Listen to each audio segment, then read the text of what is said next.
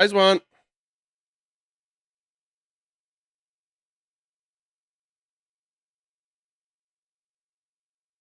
take a cold one out of the fridge. Saying just to have, but yeah, then I gotta put another sleeve in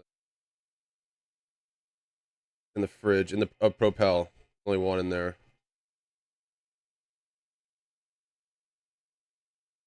No. That's fine. Yeah, because I have to move the cold ones out, put the warm one behind it.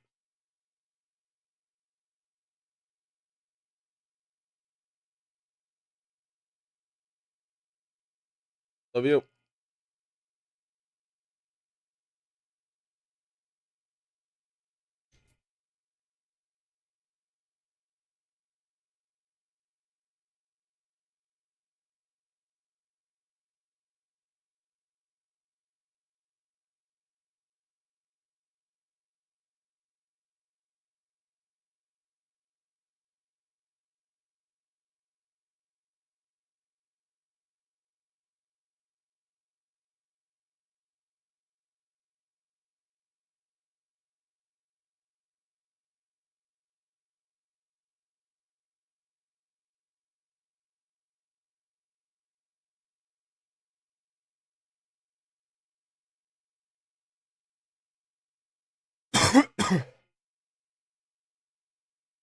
Call me crazy, but I think the main event might be a snooze fest tonight. Because Yuri realizes that the only reason why he lost the first fight was because he was too aggressive. And he got caught. I think he's going to be overly cautious, which might also not be good for him, to be honest. But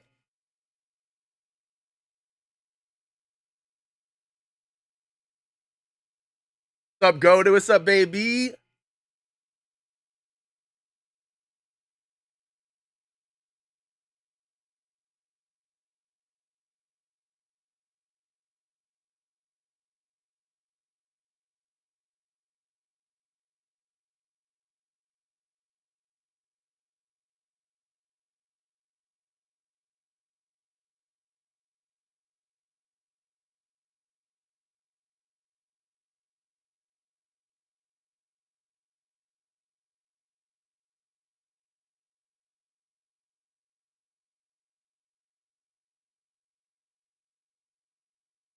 Are you happy with how the NBA draft went?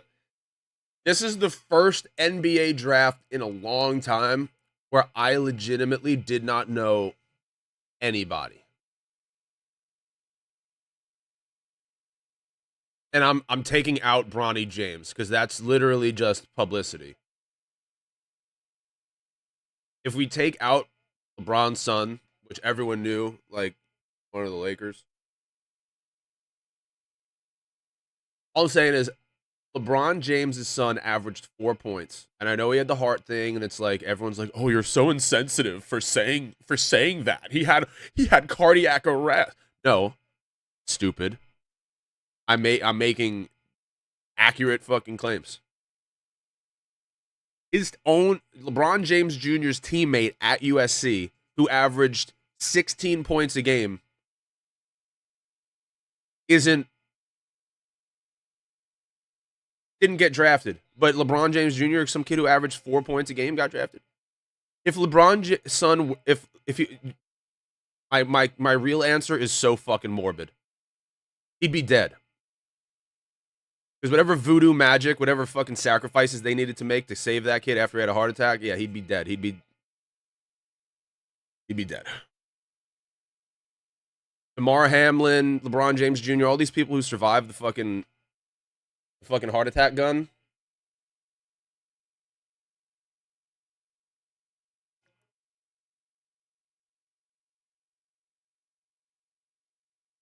Message sent out, you know what I mean? Hopefully LeBron heard it loud and clear. Hopefully he's not taking any helicopter rides either. You know what I'm saying, Bronny? If he wasn't LeBron's son, he would still be in college. He would still be in college. He would have to continue to play in college, and then he would most likely play overseas or in the G League.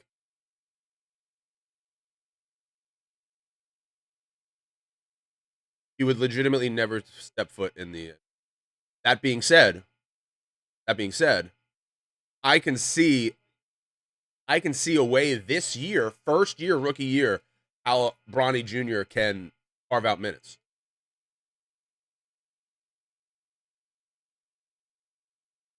Not even in the G League, but in the NBA.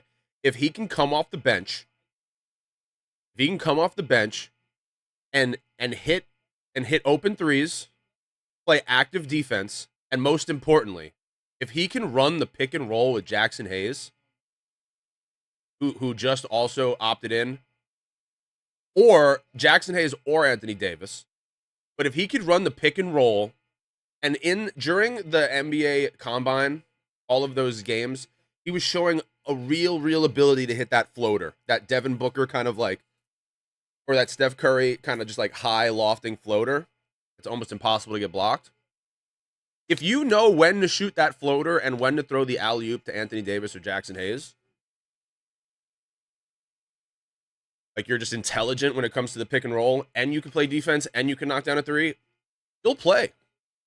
You will play for the Lakers.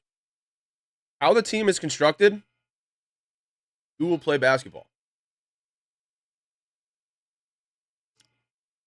And if you have D'Lo and Austin Reeves starting,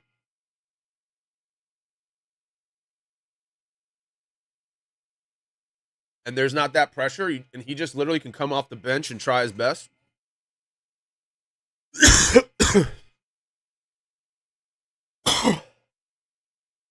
That's all he needs.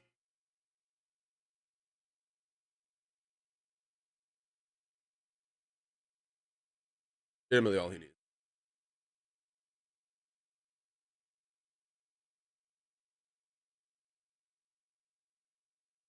Hi, little baby.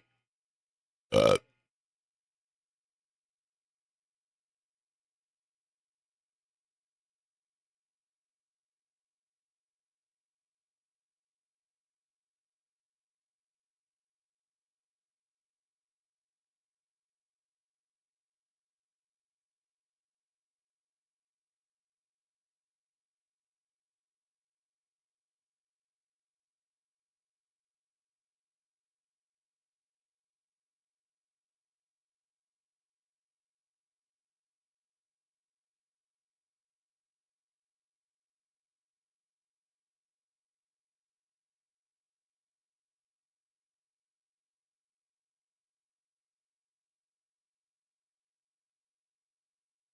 Do I have an ashtray?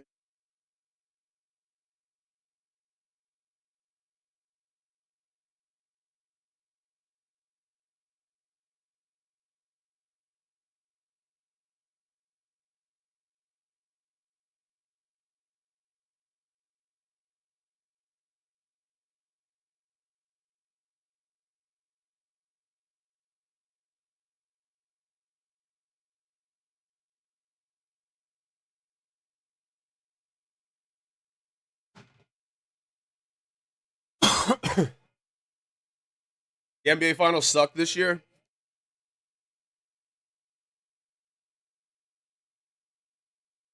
The NBA in general is in a really bad spot.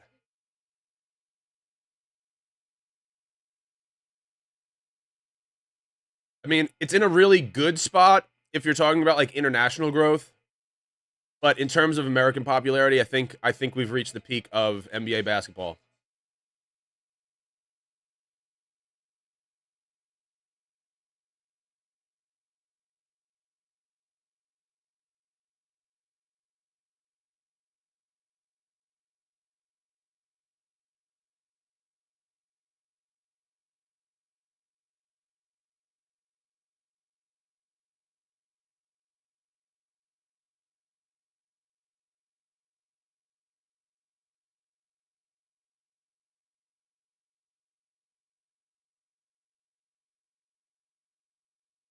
That leg kick was checked so hard.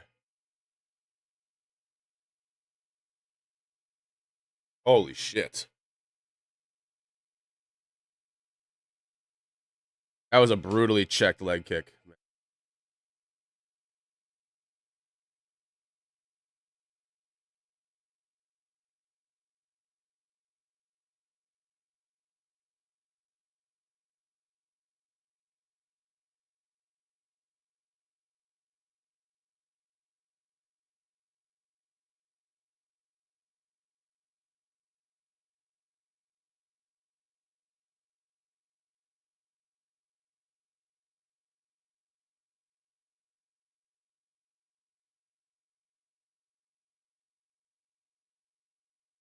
Yeah, I mean, honestly, check the fuck out of that kick.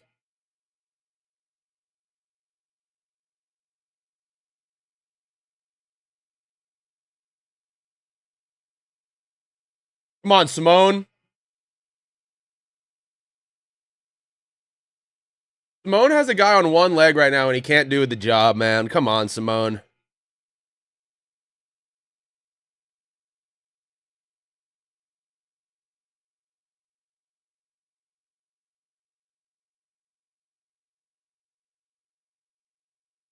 This guy is moving pretty well for a guy who has a compromised leg.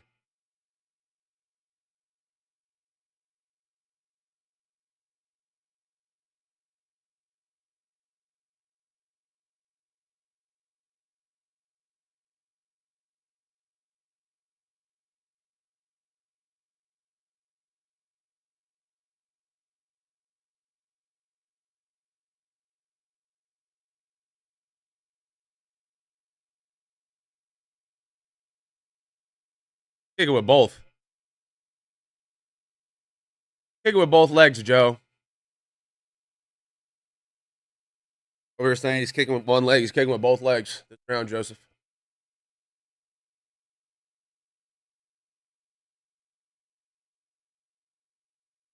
Look, Oliveira is a champion, and if I'm Dana, I like this guy a lot because this dude is clearly on one wheel right now, and he's standing in the mix. He's not backing up. He's standing right in the fire, and Ricky Simone is not punishing him for him. If I'm Dana, Ricky, you're a pussy, and Oliveira, you're a fucking warrior. That's my perspective. If I'm running this show, Oliveira, get healthy, get that leg fixed. We're gonna give you a shot, Ricky. You're lucky that we put you on this card. You were a ranked fighter at one point, and you're fighting like a guy who's trying to stay in the UFC instead of a guy who's trying to dominate the UFC. And I don't want guys like you in the UFC. I don't want guys that are trying not to lose in my company. I want guys that are trying to dominate and trying to murder the guy in front of them. I want guys that are literally looking for an excuse. You know what I mean? Killers. Legitimate killers. Guys that have fucking pigs at their house and a bunch of teeth in jars. You know what I mean?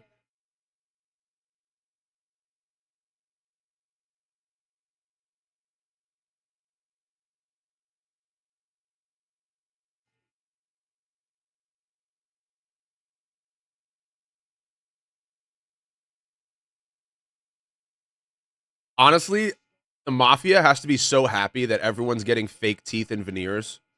Because when you get fed to the pigs, the only thing that gets left behind are fucking your teeth. And if everyone has the same 3D printed photocopied teeth, it'll just be like, oh yeah, it was just some fucking loser with fake teeth. We don't know which loser with fake teeth because they all got the same fucking fake 3D printed teeth.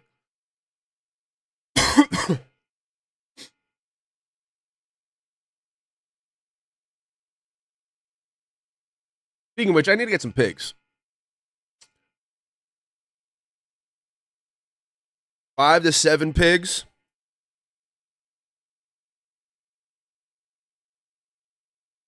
In a farm.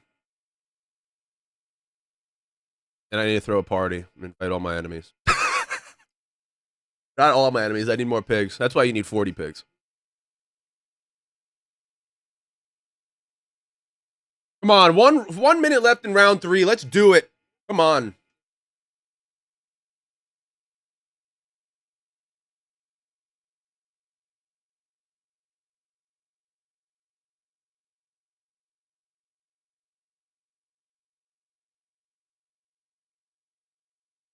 Moan's a bum, dude. I don't want to be mean.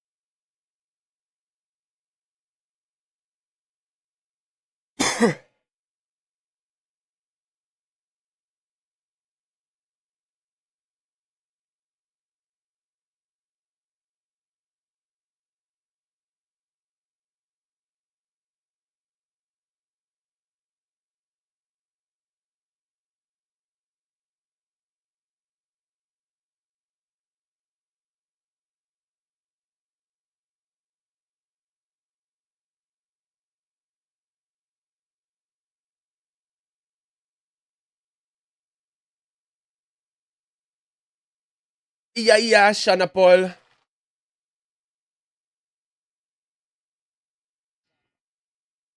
Ready for some cookout and fireworks on July 4th? Yeah. Yeah, actually. I love July 4th. I love America. I love barbecuing.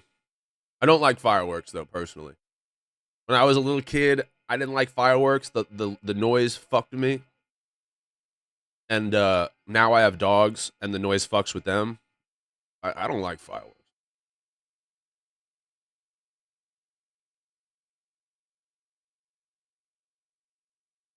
Especially growing up, man, there'd be like some weirdos that would be like lighting off sticks of dynamite and shit. It's like, what the fuck are you doing, bro? Like, it doesn't even make a fucking, it doesn't even make like a beautiful explosion. It's just loud. It's just loud as shit. 2 hot dogs, a burger, and fries. That sounds like exactly what I'm gonna eat on July 4th. Question: what's on the hot dogs? What's on the burger? And what kind of fries? This is the important question. You answer first, and then I'll give you my answer after.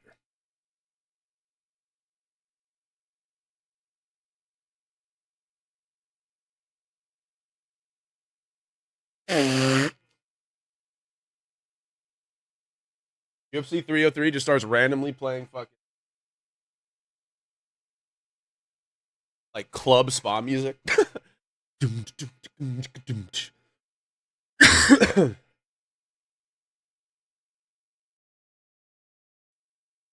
me tweet that I'm live. Let me tweet that I'm live.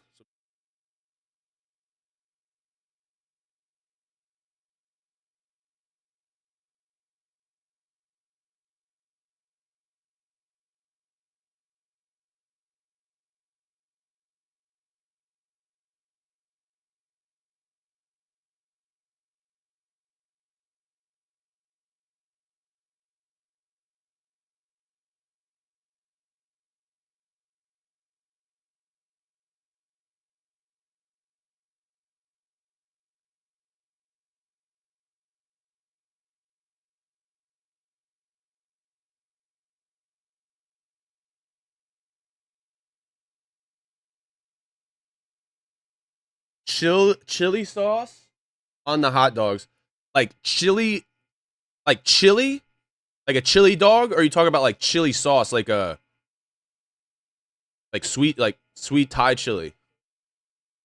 Like what kind of chili sauce? Confused.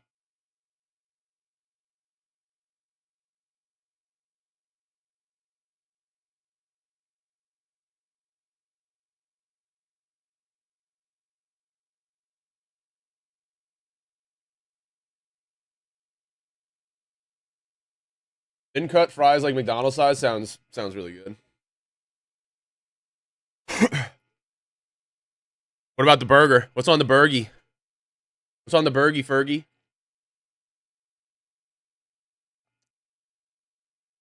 Ketchup mustard on dogs? Ketchup. That's no. I'm just interested in what chili sauce you're putting on.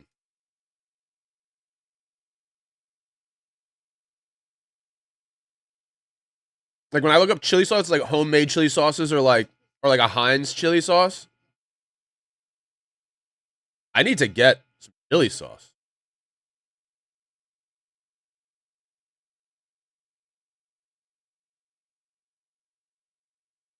Almost like Tabasco, or not Tabasco. It's almost like what's it called?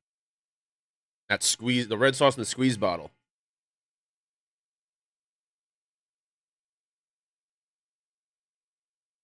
Sriracha. Holy shit! Couldn't think of it. Excuse me. 3 hot dogs, 2 burgers. I mean, over the entire day, probably in one sitting. No shot.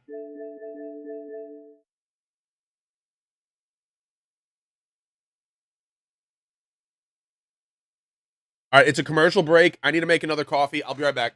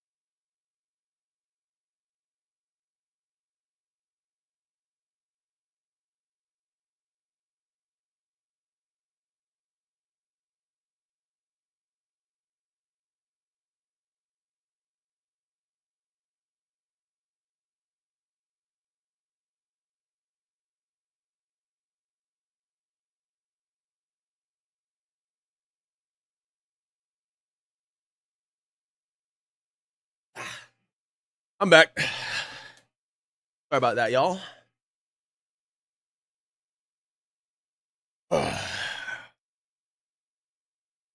Go, did you still here? Before I start talking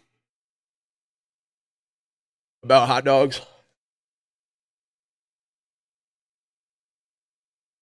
My answer, if you're still here, 2 hot dogs, a burger, and fries. Right? So if I had all the ingredients and, I could just cook whatever I want and I wasn't just cooking for myself, I'm going ketchup, mustard on 1 hot dog. Just regular ketchup and some stone ground Dijon mustard. Nice little spice. Not even a spice, but just like good texture. Hot dog number 2, I'm going chili and cheese. I don't want like a really expensive chili that's like been cooking for 3 days with beans in it and all that shit. Don't care. I just want a nice beef chili, good ass beef, good consistency, good texture. And then I want melty cheese. I don't want like, some people put like the shredded cheese on top and then melt it. Hate that. Don't give me that. I want to be messy. When I eat a chili cheese dog, I want to be messy. I want a lot of cheese. I want a lot of chili. I want that thing. I want to be eating it, and I want the cheese and chili to be dripping down my wrist. You know what I mean?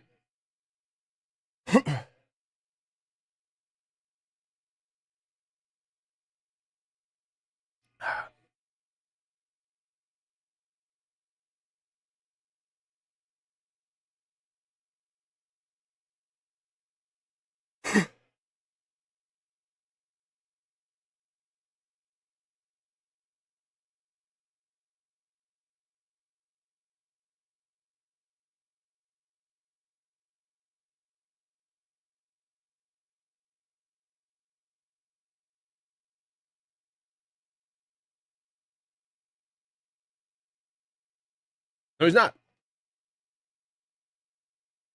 Throw some bacon on the burger, medium well for me, medium well, ball. Medium rare for steaks, medium well for burgers, fucking ball, baby. Yes.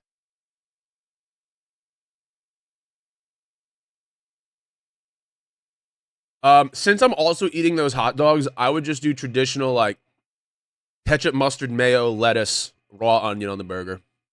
A traditional nice little burger. And then give me like regular waffle fries or sweet potato fries. Regular fry in a waffle form or any kind of sweet potato fry. Regular, thin cut, fucking thick, waffle, curly. Sweet potato fries are so good. I don't think it's weird at all. I think it's just they're different. They're different forms of they're different preparations of meat.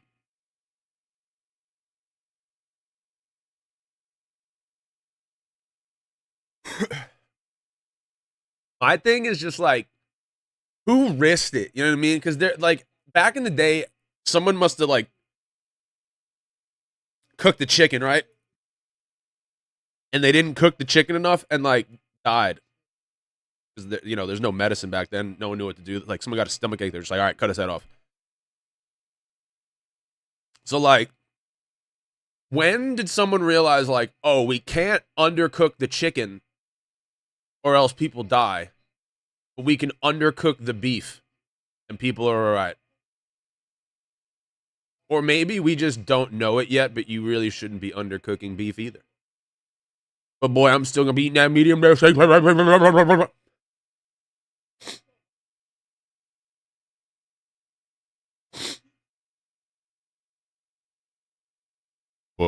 the boogie down, down, down, boom. The boogie down, down, down, boom. The boogie down, down, down, boom. Dum, dum, dum, dum, dum, dum.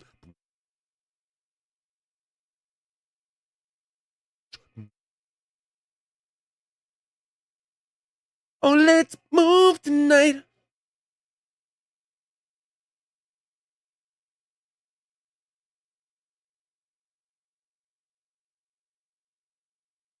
Joe Rogan goes, this is impressive stuff as these guys are fucking 69ing.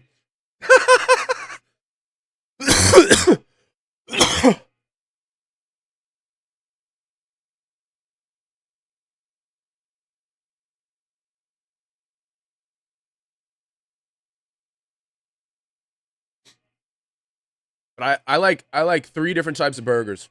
Traditional burger, like I just said, if I'm eating like hot dogs or other things. If the burger is like the main part of the meal, um,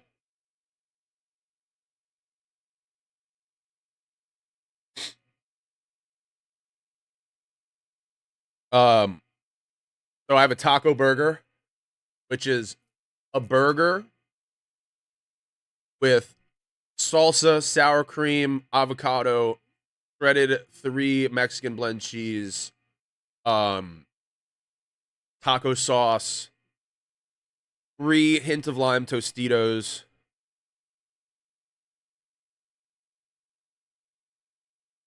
So lettuce, burger, taco sauce, sour cream, shredded cheese, avocado, a little chipotle cholula, 3 hint of lime Tostitos, secondary bun. Big ass taco burger. I mean, out of bounds. Out of bounds, this burger I make. Holy shit, I'm telling you. Third would be my like Roadhouse burger or like my Rodeo Southwest burger, whatever they call it. Where you're going uh lettuce, raw onion, burger, crispy as a motherfucker, onion ring, barbecue sauce, cheddar cheese. Another big boy. Good burgers right there.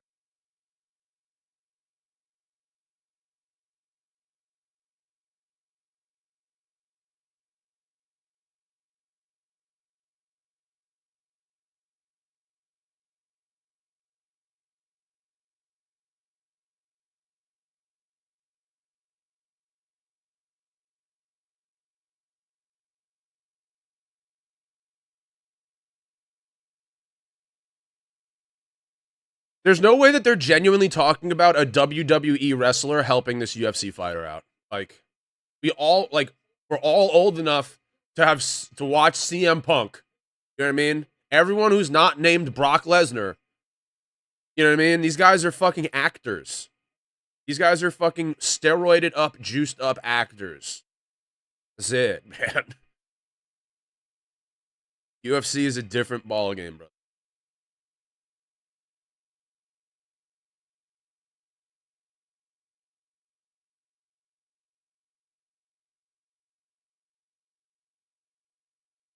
I'ma keep the door open. Goated, what is your what's your like you're about to get shot off in a fucking in a pod into space and like for the rest of like your life because the earth just exploded. All you can do is eat like tubed space food. But right before you leave, you can get a full day of eating. Breakfast, lunch, dinner, dessert. 3 meals. What is your last day on earth dining schedule? What's your last breakfast, your last lunch, your last dinner, and your last dessert on earth?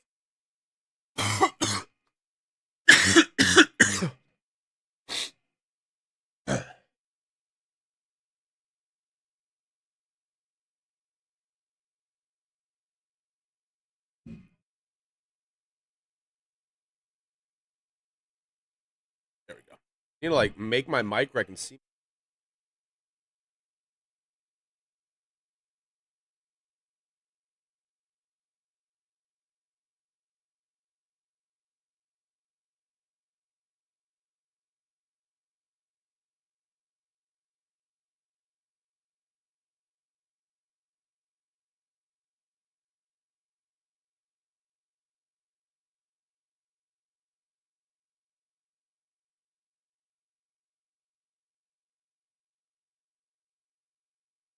These guys are crazy when it with like.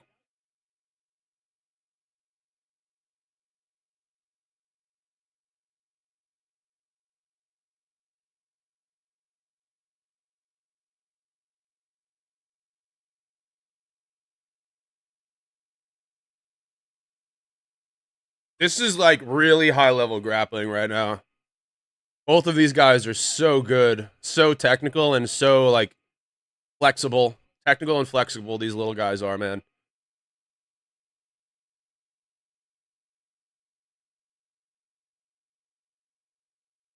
I'm gonna keep the door open.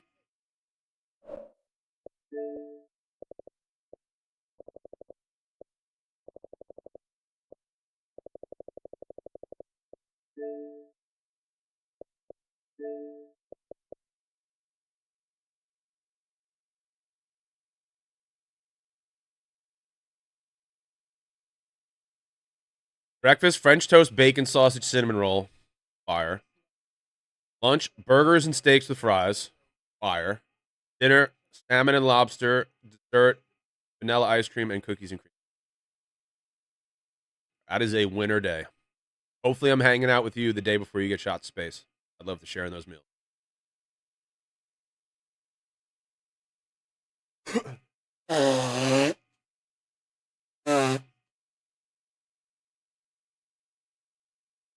I'd say I'm pretty similar. Breakfast for me would be like roast beef, cakes and cinnamon roll. Yeah, cinnamon roll is absolutely in my breakfast. So for breakfast, I'm doing a cinnamon roll as well. Fresh, gooey cinnamon roll. Like I don't want one that's been like sitting for 2 days. I want one fresh out the oven, fresh with the fucking gooey creaminess, with the fucking sugary swirl all over that bitch, and a bagel, egg everything bagel, roast beef, American cheese, fluffy egg, hot sauce, hash brown. That's breakfast. We're gonna be full after breakfast. Vanilla icing on the cereal. Icing. Couldn't think of the word. Lunch.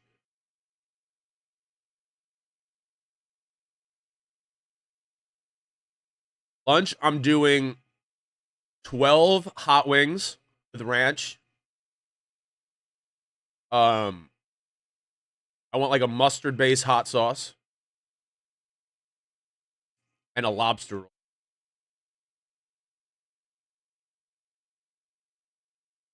and some truffle fries. So yeah, wings, a lobster roll, some truffle fries for lunch. And for dinner, we're going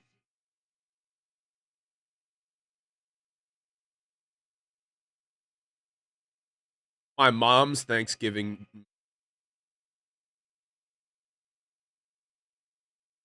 Sorry, Ma.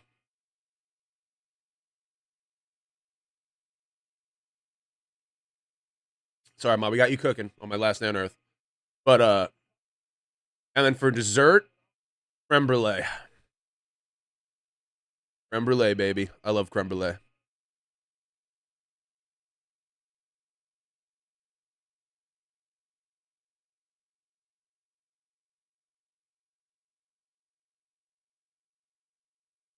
Have I ever seen the show Survivor? Um, to fix my posture. Oh, I need to make that. Do I have that actually? Do I have a posture check? I need a posture check. Fucking. I need a posture check. Fucking.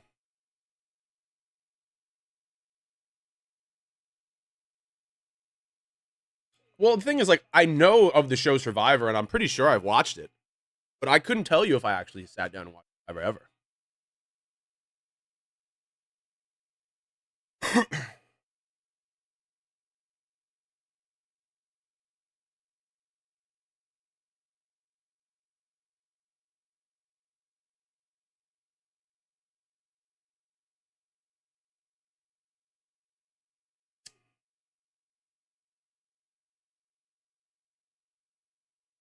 What's up, though? What about Survivor?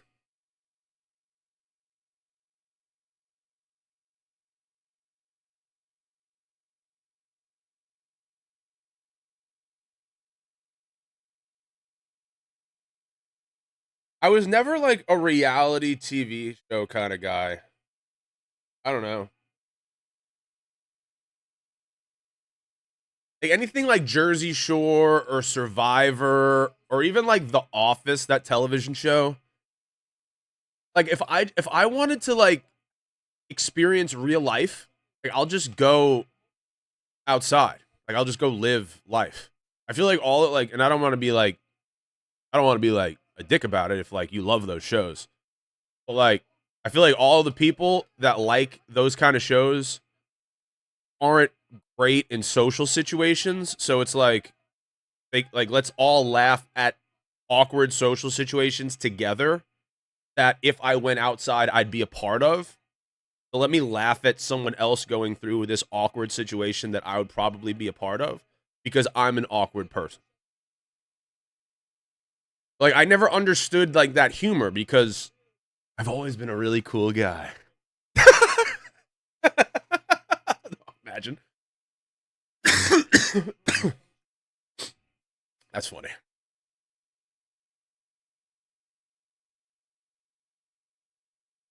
Well, Jersey Shore just kind of made like a mockery of Italian Americans, which pissed me off. Like before Jersey Shore, people thought of Italian Americans and they were like mafia, mob, like Brooklyn, fucking guy with a pizza parlor. And that show came around, and now it's like people think of Italian Americans as just like Jersey Shore trash. I kind of resent that show for that.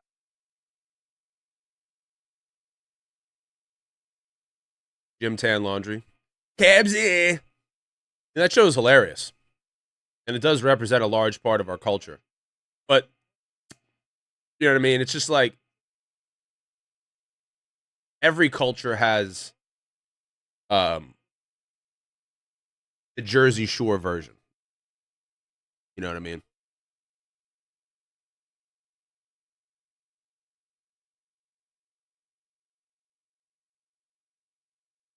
Gabsy.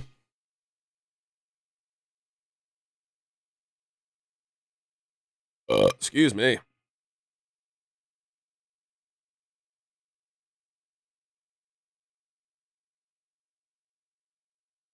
Boo! Boo!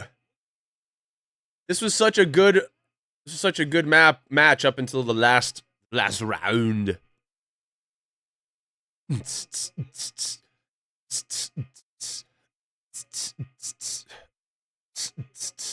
uh uh what right.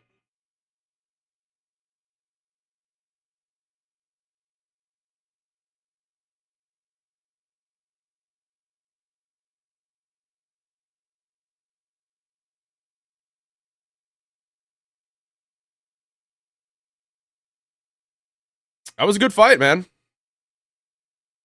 The real world is pretty good. Never saw it. Never saw it in my life.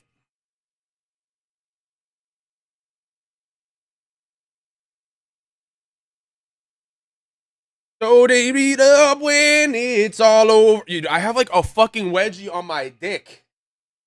Shit. All right.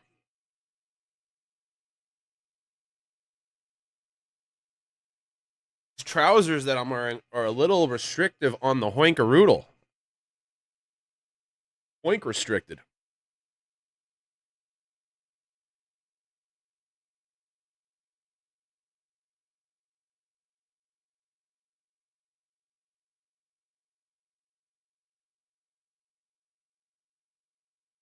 You know that we've reached like a new low in America when they advertise stuff for fast food and it doesn't even look good in the ad. Like holy shit.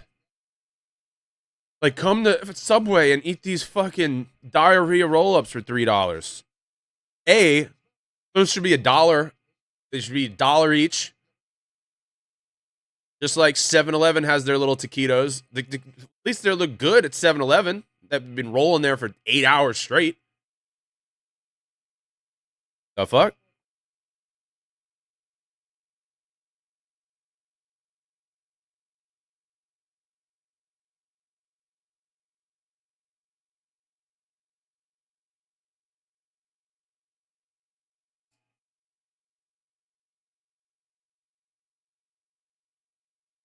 They weren't gonna give that guy his first loss.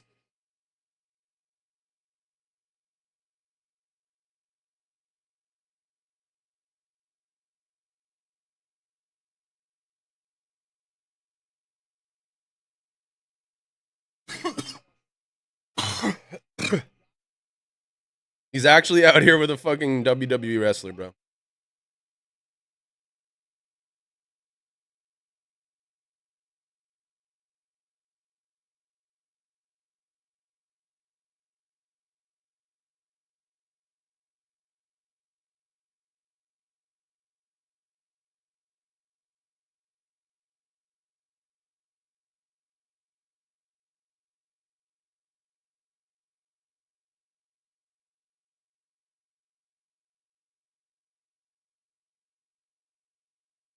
Fried dough?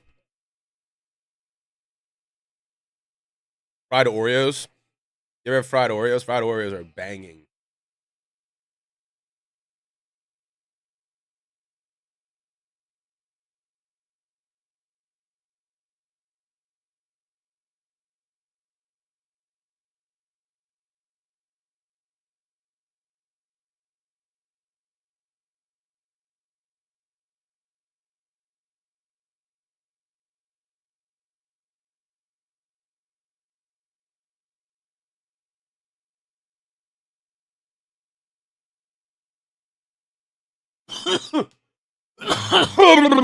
Oh my god. Not really a candy guy. I would rather desserts. See, I don't like either. If I'm being honest. I'm fat because I eat a lot of food and I drink a lot of beer and I like soda.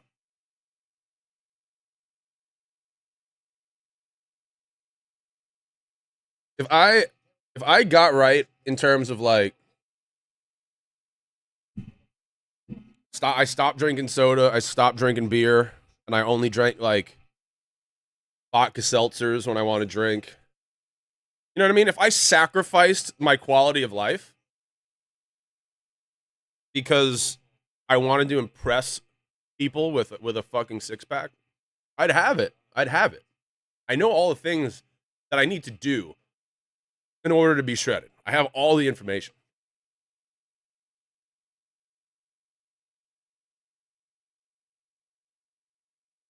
But if you ask a guy with a six pack, hey, does the six pack alone give you happiness? And he'd be like, no, it was like the journey and what I learned through, and I've mastered myself. He says a bunch of shit, but the answer is no. The six pack isn't going to make you happy. You know what I mean? My thing is like, I live in the now. I live strictly in the now. Yesterday doesn't exist. Tomorrow doesn't exist. I live right now. And what can I do to maximize my happiness in this moment? And that's how I live my life every single day. How can I maximize my happiness right now? And how can I maximize the happiness of the people around me right now? That's it. That's it. That's legitimately how I live my life every day. And that's how everyone should live their life. Have you ever had a six pack and no? I've always been a large kid. You know what I mean? When I was growing up, my mom would make a lot of desserts. So I was a little chunky boy.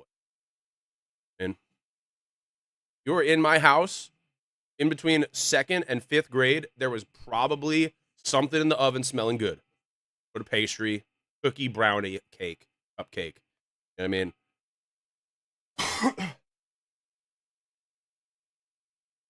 My mom's amazing. She was trying to be the best mom, and she was just doing what she knew at the time. I was always above average height and above average weight. And I think it was one and the same. You know what I mean? I don't think that kids should be focused on six packs. I don't. I think that until you're done growing, you should be eating a lot of food. You shouldn't be drinking coffee. You shouldn't be doing anything that's going to stunt your growth, and you should be maximizing your evolution mentally and physically, spiritually, everything. It's so important. Excuse me.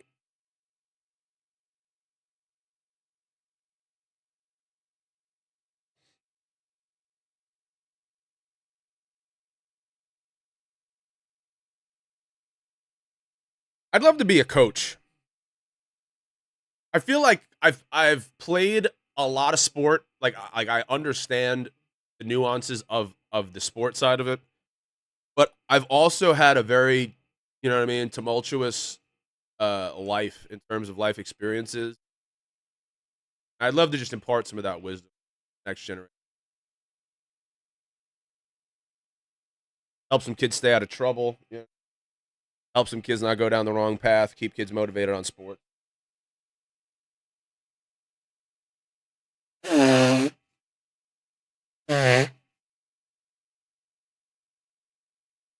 would probably say football or baseball over basketball, just because I have so much more to offer in terms of football and baseball. Because I was a stud. Like I was exceptional at both sports, and my knowledge of both sports are still so far past most. I'm in the 0.5% of knowledge when it comes to understanding, playing, watching, experiencing, betting, fantasy, anything. When it comes to football, baseball, I'm so far past the average person. Basketball, I kind of like, I'm a little bit far beyond the average person, but at the end of the day, like I said, like I didn't know anyone that got drafted in this draft. You know what I mean? Like never. But football, like I know guys that didn't get drafted. I know guys that got drafted in the 6th round. You know what I mean? Like make money off sports bets. I do. But the thing is that I lose money on sports bets too. I'm taking a little bit of a break with the sports betting right now, just because I need to settle. Want a little bit of a bad run, and you don't want to like keep digging a hole when you're in a little bit of a cold streak. So I'm just taking a break. My thing is like I make a lot of good bets, and then it's like I make one bad bet, one bad expensive bet, and it just wipes the whole thing away. And it's like, why did I make that bet?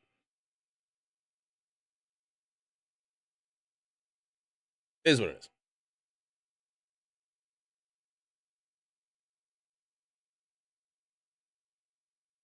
Because no matter how much you know about sports, like sports betting is random.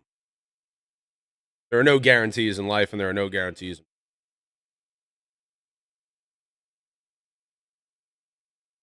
But yeah, me and my buddy are trying to start a little sports talk podcast here soon. Um, Hopefully that takes off, and then you know what I mean. We're doing that once a week and getting some sponsorships, and then hopefully, you know what I mean, we get attached to some sort of brand.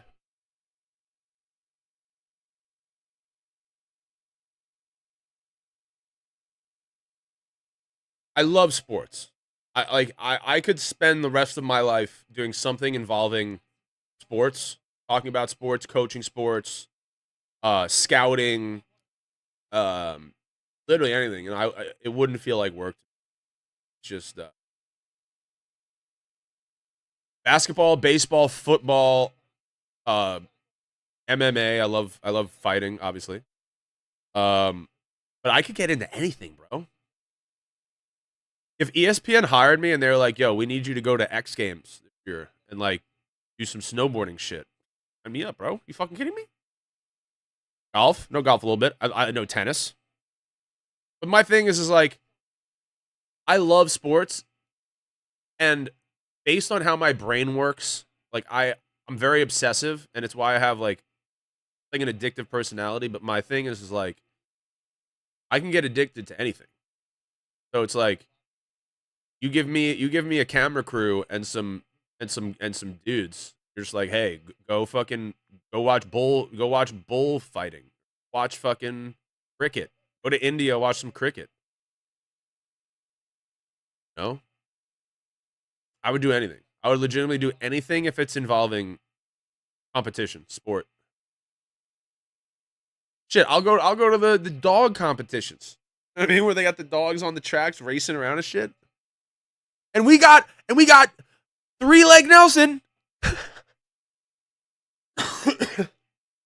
Horse racing, anything, bro.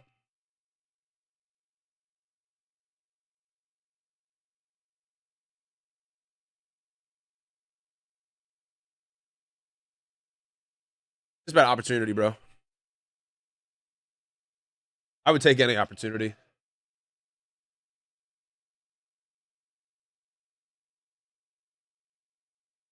I'm just gonna keep plugging along and try to create my own. You know what I mean? Until they come or until I create them, I'm gonna keep trying.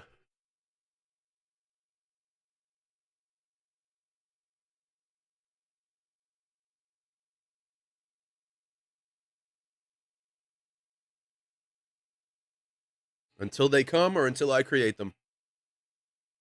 It's my new slogan, Loki.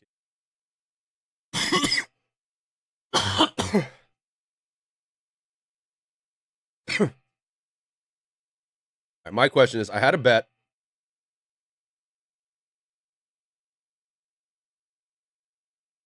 None of the fighters have fought yet, so it's the next fighter. Jillian Robertson, my girl. Jillian Robinson, my girl. Jillian Robinson, my girl.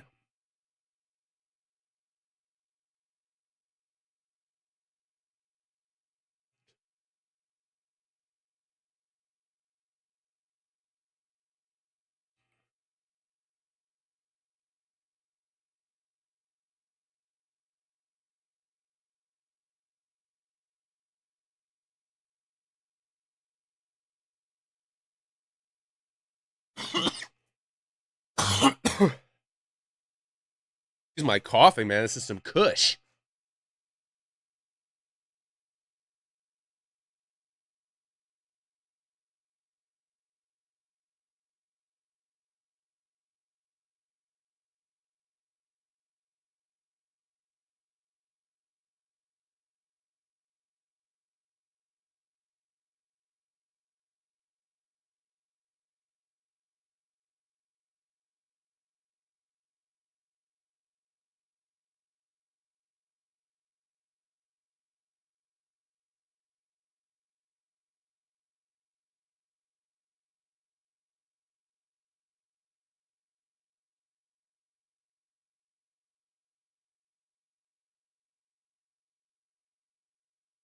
Fuck, what these guys are saying makes me want to like go to American Top Team.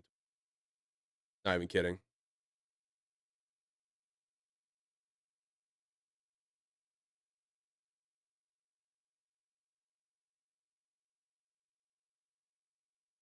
There really isn't anyone at heavyweight that's exciting.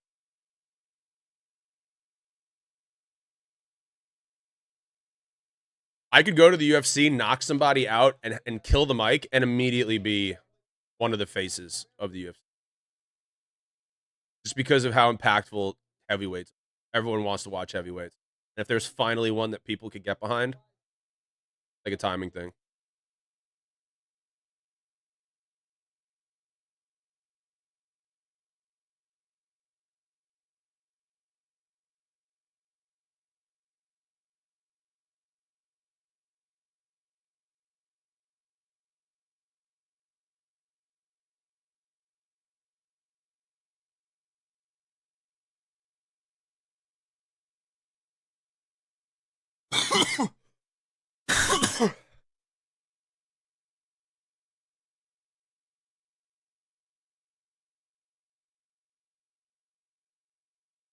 I feel pretty.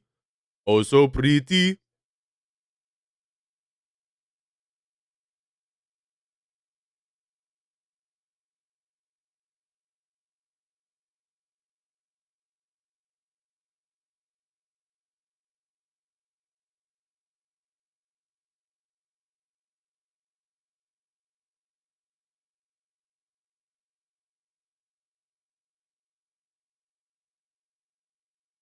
What's the market like for sports cards? Depends on the card. Anything that's PSA 10 is like highest value of that card. Um, PSA is like the standard for grading. So for instance,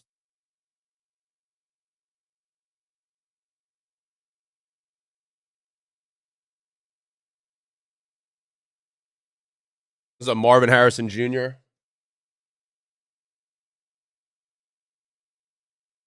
PSA 10. Uh, that's the best. That's the best of that card that you're gonna get and get.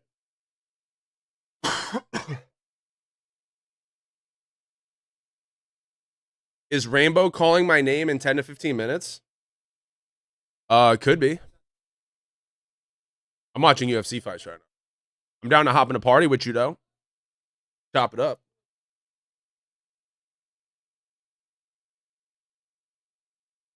Honestly, if you got on right now, I'd potentially play. Simply because this fight is boring as shit. Boring as shit. Shout out my boy Seth coming into the chat saying what's up. So yeah, a 10 is a gem mint. It's basically a perfect card. It's centered. It's exactly perfectly centered. All of the corners are perfect. It is basically like exactly how the manufacturer wanted the card to be. Perfect. 9 would say like it's either a little off center or there might be a little bit of bruising on the front of the card or a thumbprint or something. If you have any fucked up corners on your card, it's basically like guaranteed to be an 8 or below.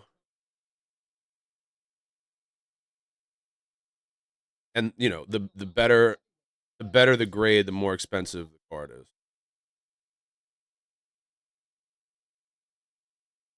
I have a lot of raw cards too that I could get graded that are in really good condition, but I just haven't sent them out for grading yet. I'm just keeping them raw. But got a Victor Wembanyama autograph, Caleb Williams autograph, Ross Sauce, Micah Parsons, John Robinson, Travis Kelce rookie auto, Ellie De La Cruz, Corbin Carroll. I got some good Puka Nakua. I got some good raw cards.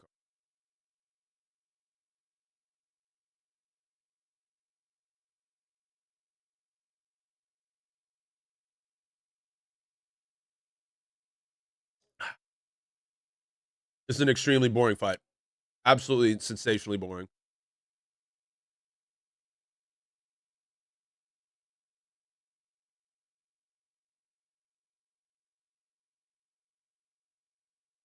No, I mean everyone knows what Orlovsky's trying to do. Like DC just said, 45-year-old guy. He's not trying to go home and say that he went 15 minutes. He's trying to not take any damage, collect his paycheck, and be able to fight in 3 months again. If Orlovsky doesn't get hurt, he will fight every 3 months until he dies. He's just one of those guys. Until the UFC retires him or he dies, this guy will not stop fighting. And after this kind of fight, if I'm the UFC, I'm probably retiring him. And Boudet, I mean, what are you doing, bro?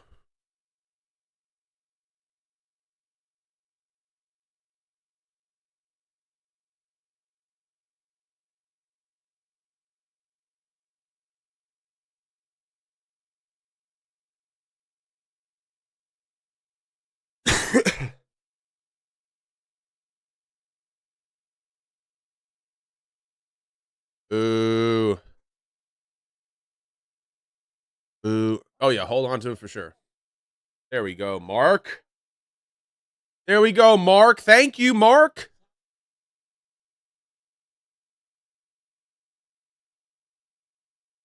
Excuse me.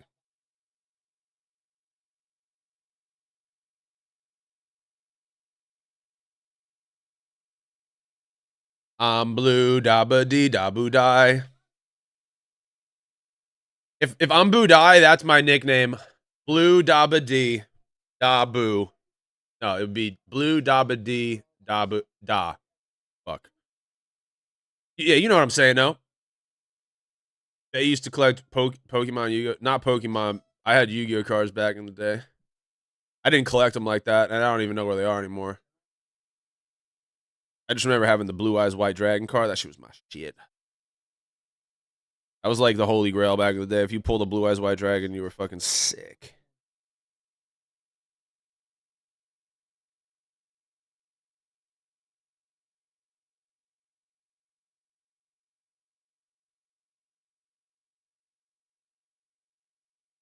I had a blue house with a blue window. Blue is the color.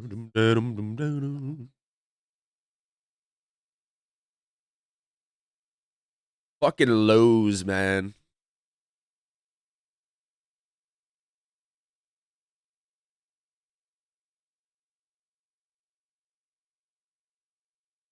Whoa, dude.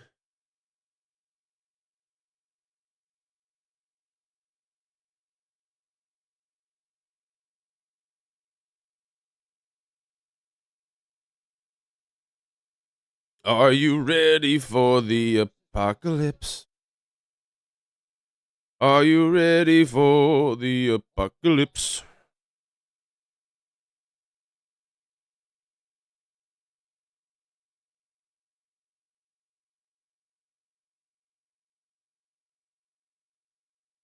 Will they actually fight in round 3, or will they wind up hugging it out? Yeah. Ooh. Good double left there from Arlovsky. I'm Mark Davis. I'm saying close your fucking fingers, Badai. This is just such a low level fight. I'm sorry. I feel like I could beat up both of these. I know that I'm sitting here, but this is like watching two drunk uncles fight. Last burger. And someone's going to fall into the pool and it ruined the mood for the entire day. That's what it feels like.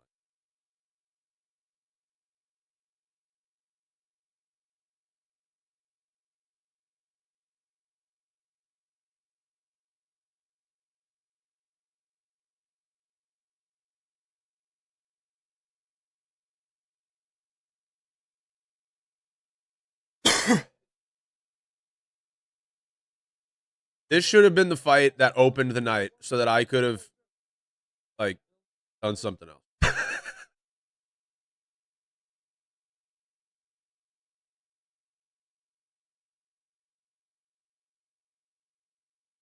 Arlovsky is a legend, and he should be celebrated in the Hall of Fame and sitting on his fucking couch right now by his pool. Like, this is elder abuse right now. It's like Joe Biden. You just kicked an old man in the nuts.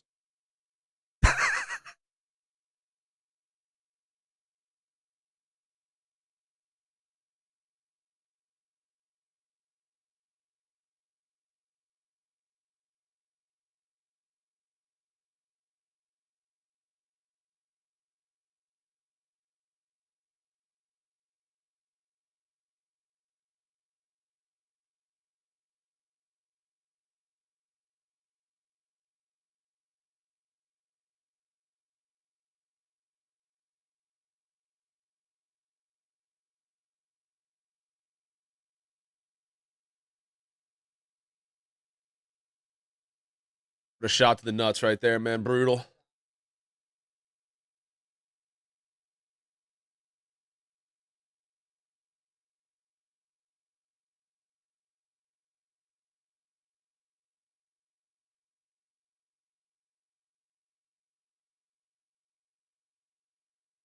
These rounds are close because the fight is so poor. Can they both lose the fight? I'd be such a bad commentator, bro. I'd literally like, can they both lose?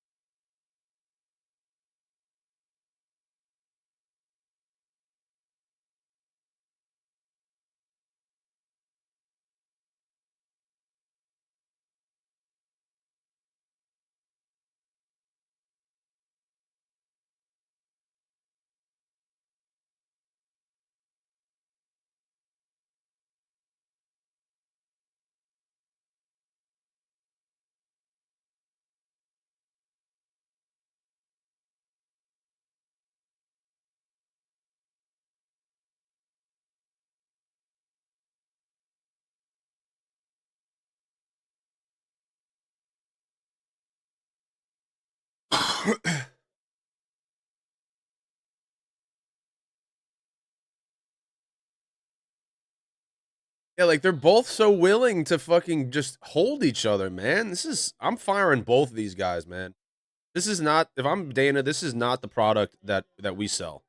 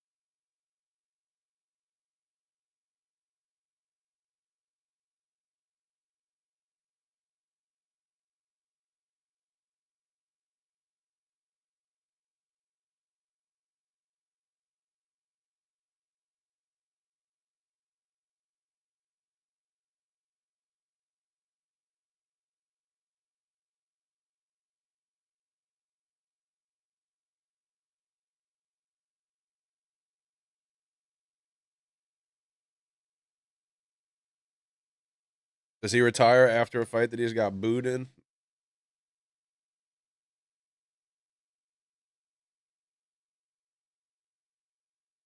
I don't know. I don't know if you can retire after that.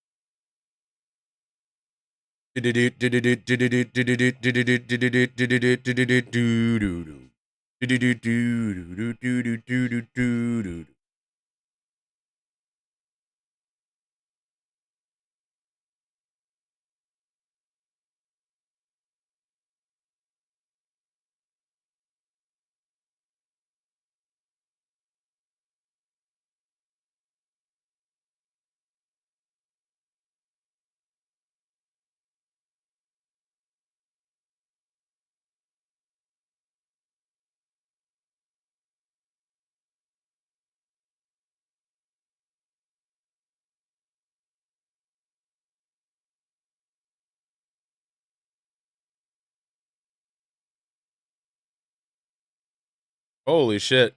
Calling somebody out. He just literally called the worst fight of all time. He just calls them out by name. John Attic, you're a fucking stud for that, dude. No funny shit. That's hilarious. He goes, the worst fucking fight I've ever called. Holy shit. John Attic, you're a stud for that. That's fucking hilarious. Call those motherfuckers out by name.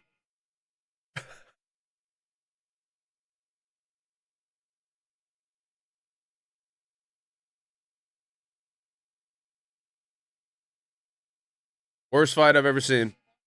I didn't see that John Attic fight. So that's the worst one I've ever seen.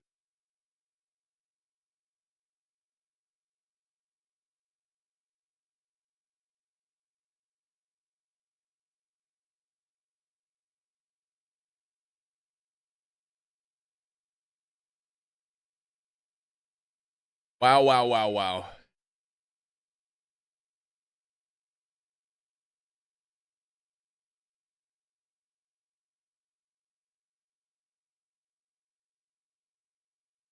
Saturday we dance. Saturday we dance.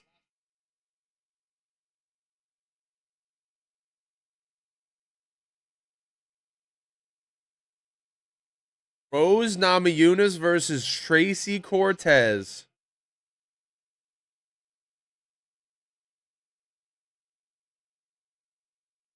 Wow.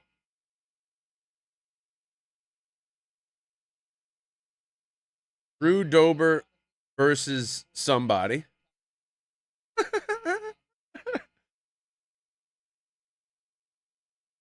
That's a card that looks like it's going to be trash that might surprise. I hope that's what it is. I actually love both of these women. I really do. But Jillian I love more. So I bet on her and we need her to pull it out.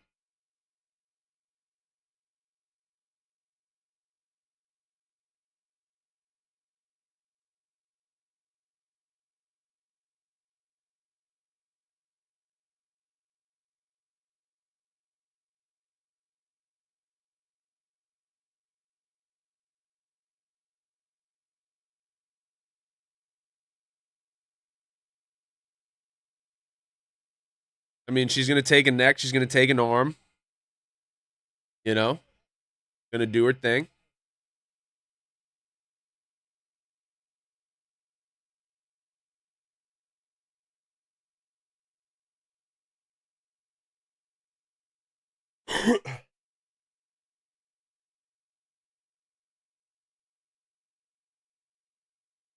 Yes, sir, skis.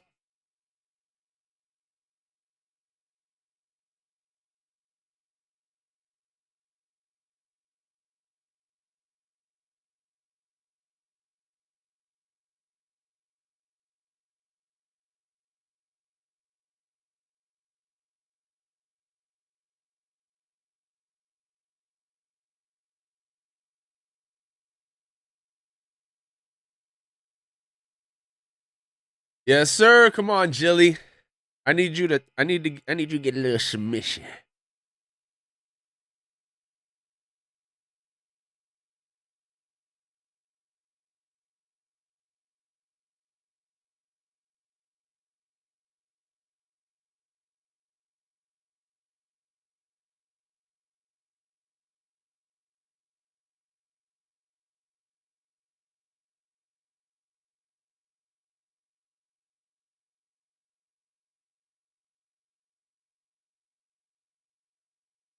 Woo!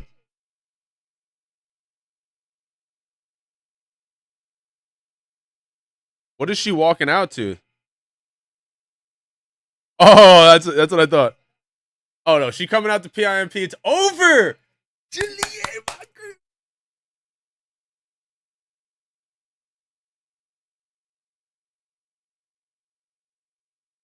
Jillian Robinson, I think, is underrated still. Like she should be higher on the list.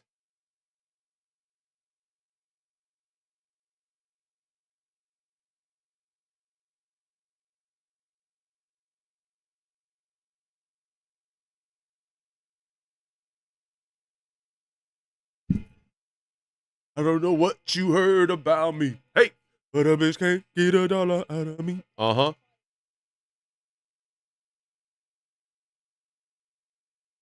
Absolutely fantastic.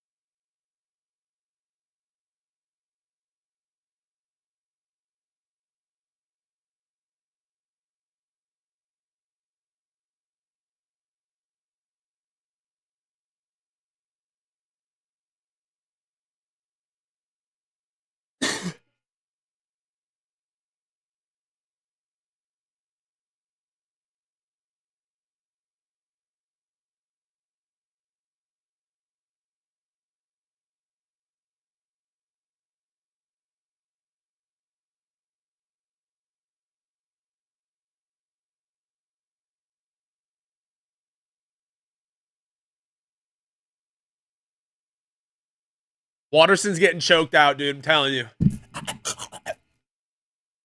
You can smell it. You can smell it in the air.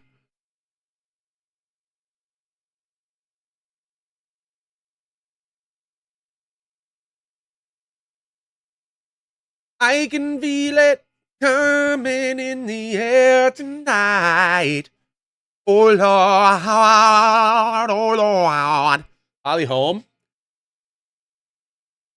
They both are out of Albuquerque. Albuquerque.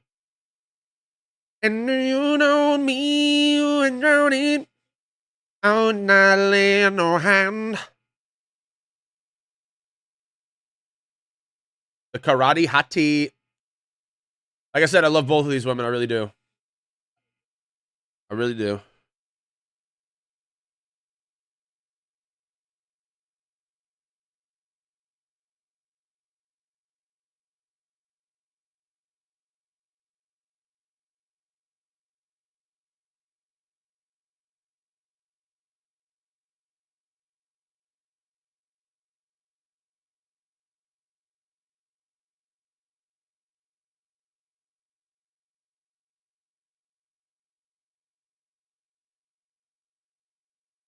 Bump, bump, bump, bump, bump.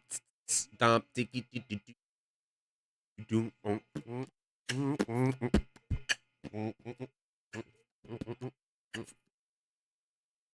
Ooh, all right, man.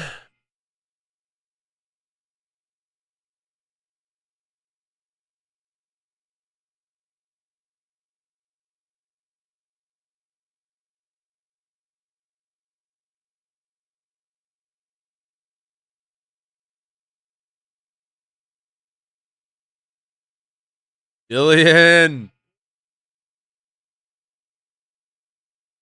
Jillian, come on, girl. Come on, girl. Come on, girl.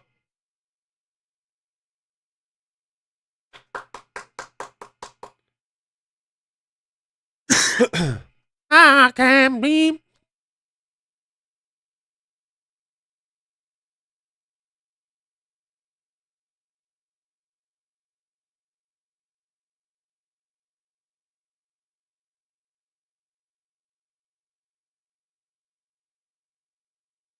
Port St. Lucie, Florida.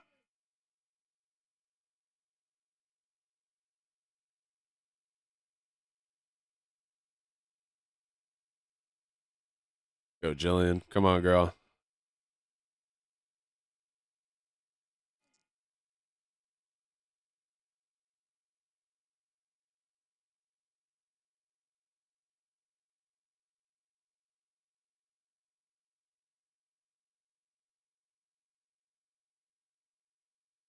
To Mexico.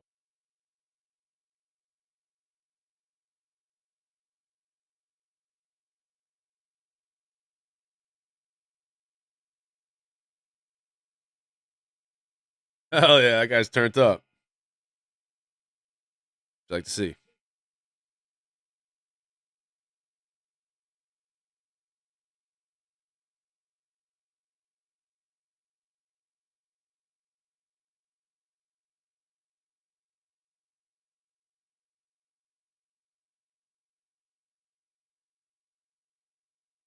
Come on, Jillian. Chase it down.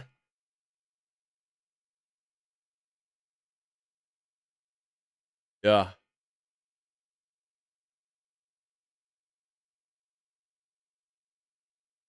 Come on. Come on, girl.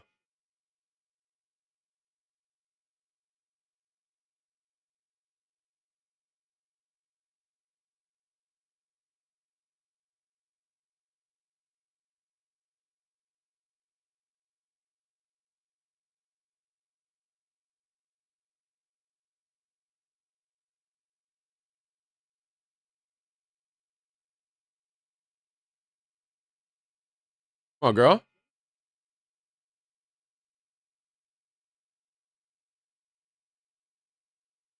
Come on, Jillian. You going crazy, girl. Good pressure. Good pressure. You're going to break her, Jillian. Just keep going. You're going to break her. Come on, girl. Yup. Yup. Pressure. Pressure. Break her spirit. Break her spirit.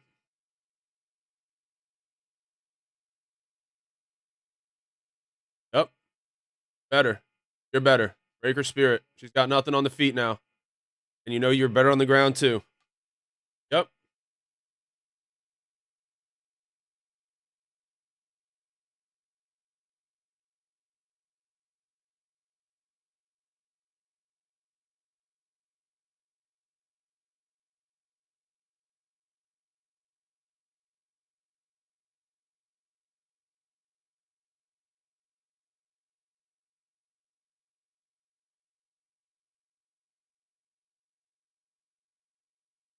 What you do, Jillian, is what you do.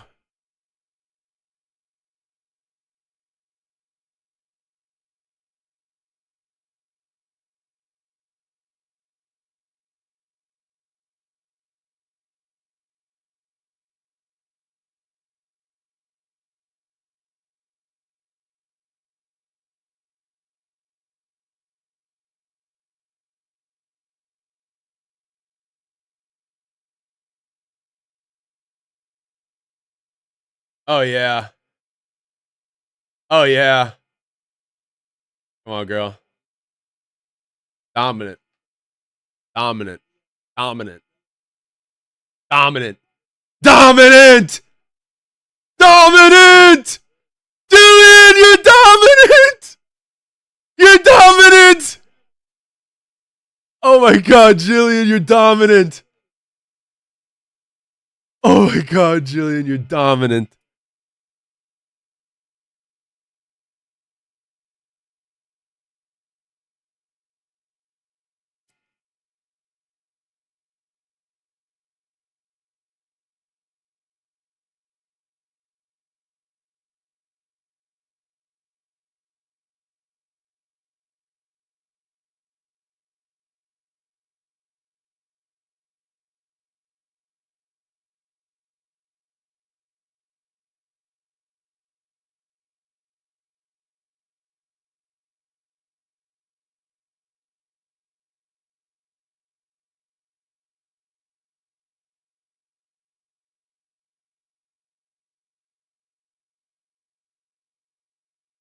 Jillian, come on.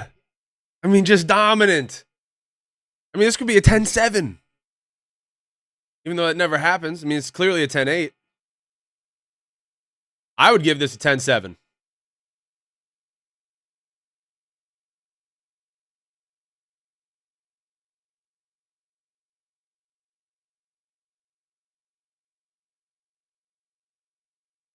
Take it home.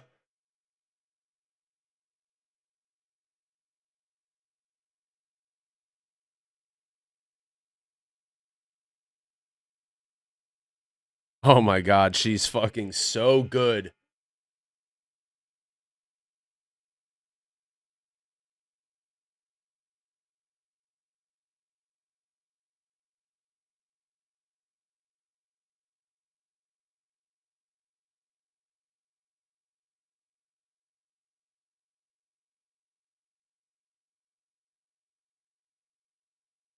I mean, absolutely a 10-8 round. At least. Holy. Dominant. Let's go.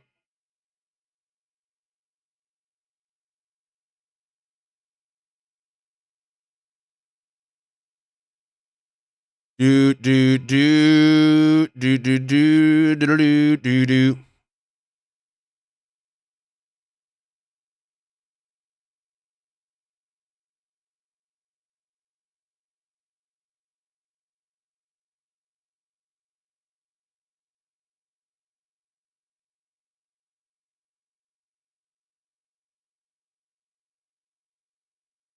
And turn everyday purchase.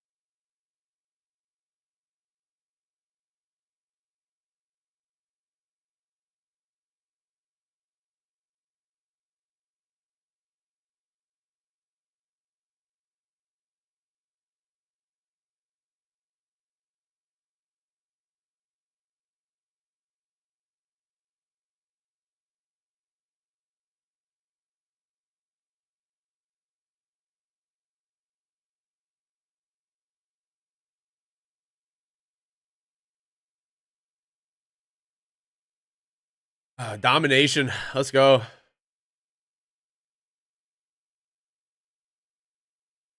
I think the submission probably happens this round, just based on fatigue and breaking the spirit and her just giving up on herself here.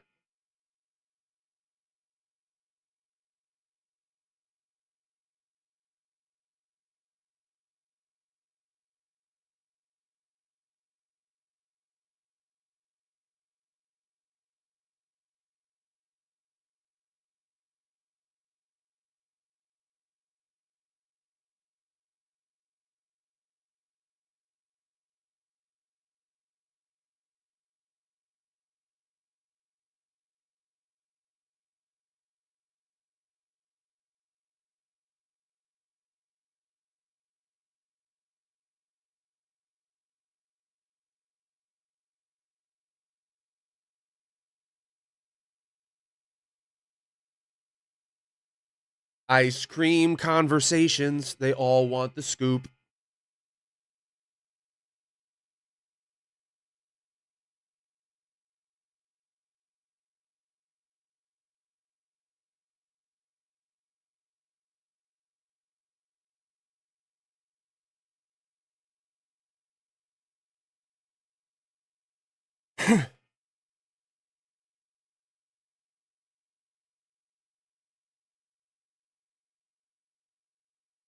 I mean, obviously a 10-8 in the first round.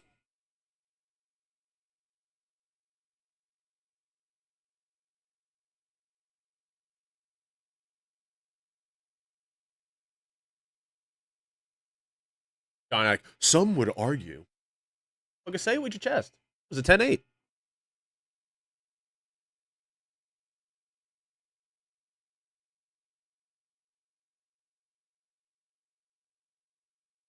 That'd be another 10-8 too.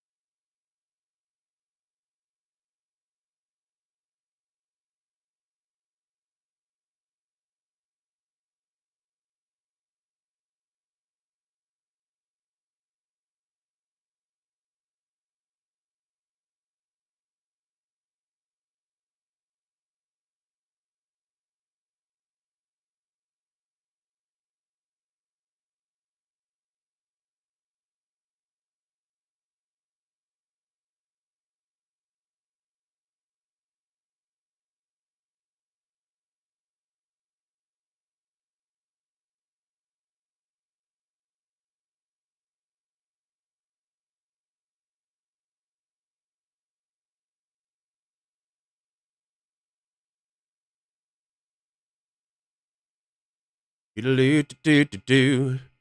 Do-do-do-do-do-do.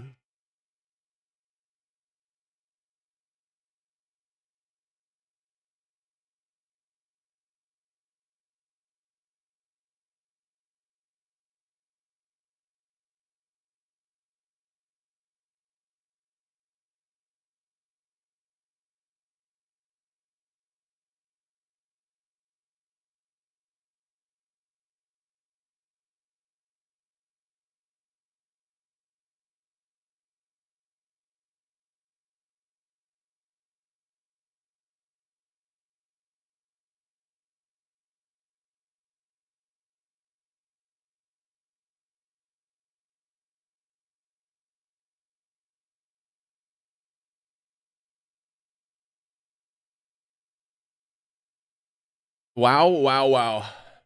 Jillian is doing her freaking thing, dog.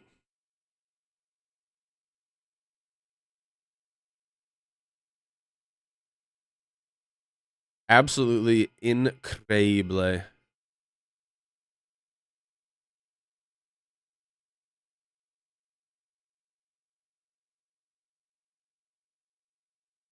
Traveler's whiskey. The whiskiest whiskey.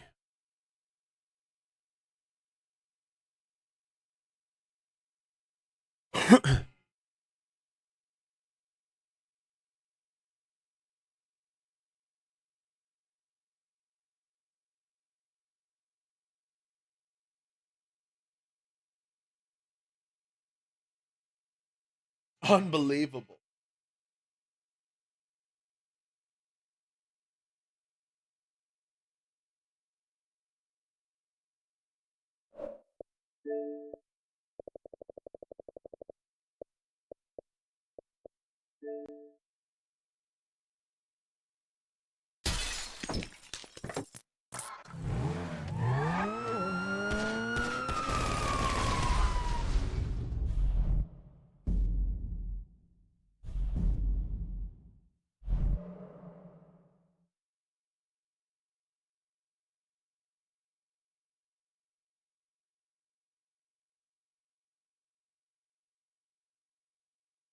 Jillian. Jillian. 2016. Yep. Easily 20.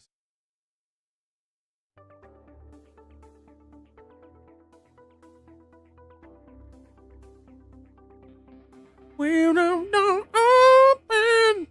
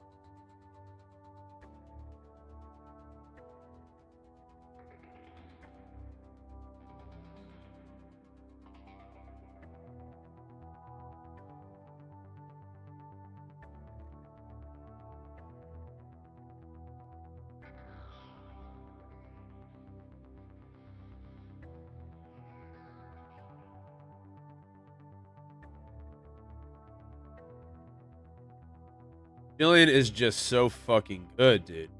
He gets to whatever position she wants.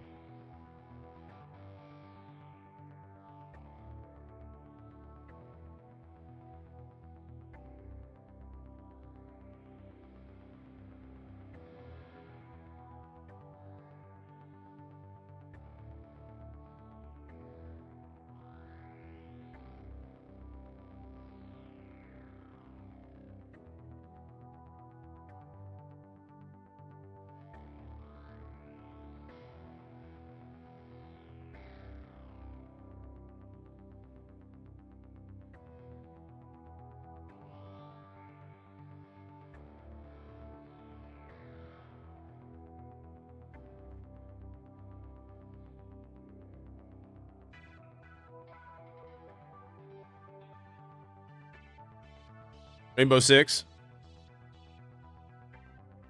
I'm gonna play later after the fights for sure. Tonight's a really good night of fights. International Fight Week, dude. Every fight is good. I'm watching legitimately. But later, I'll for sure play.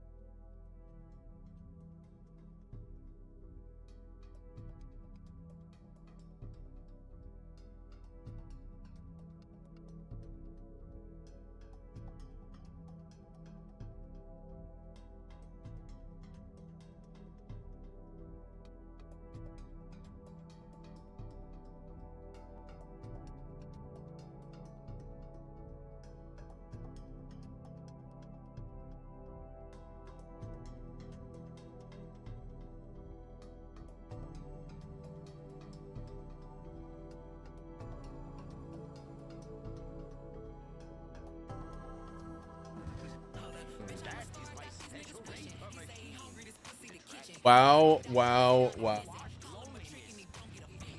Jillian absolutely dominated. Good job.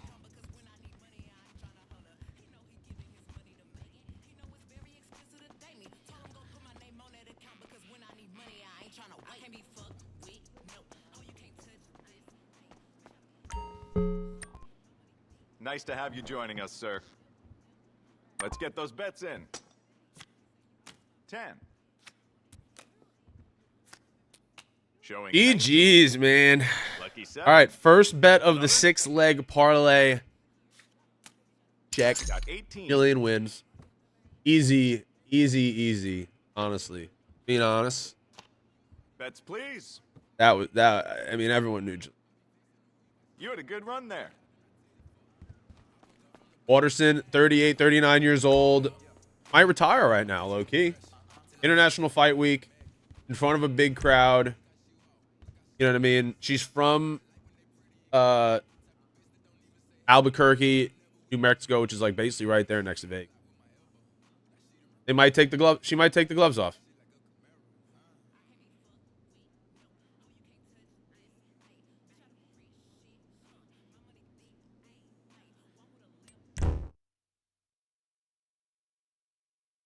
Or not.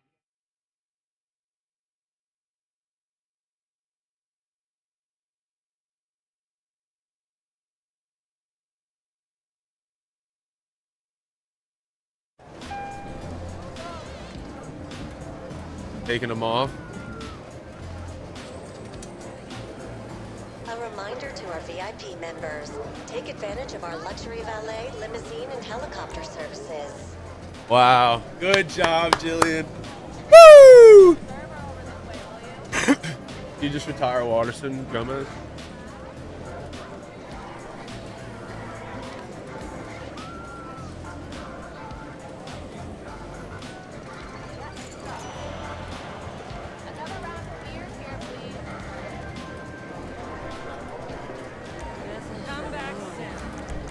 Need a second win. Come on, Lay.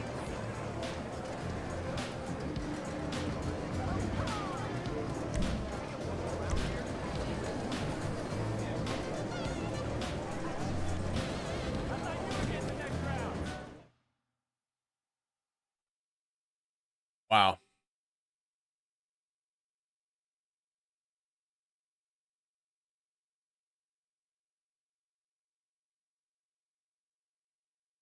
One through 13, I'm coming for them all.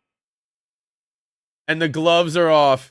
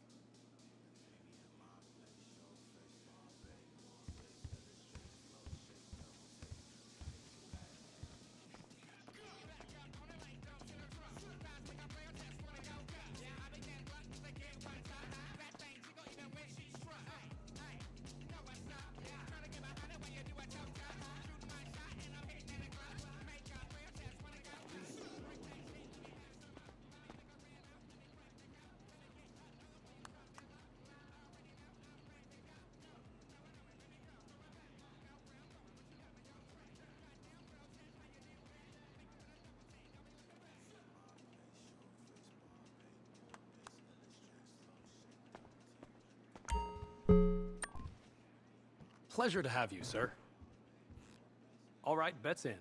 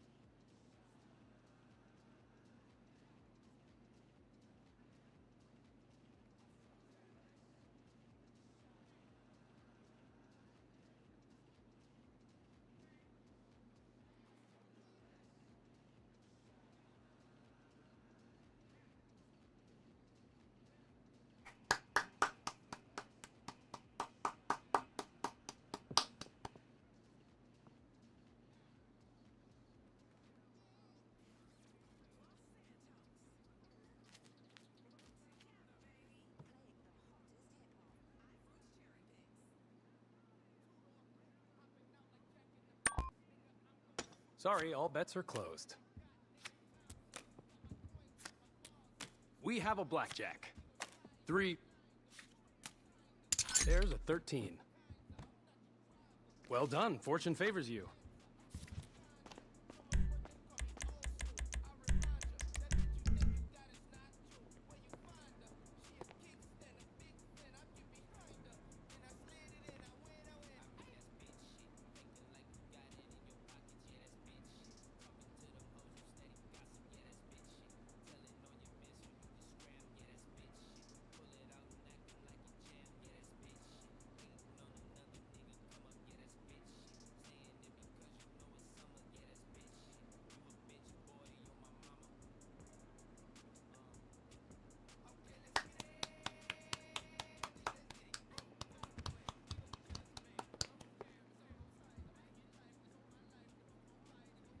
Wow.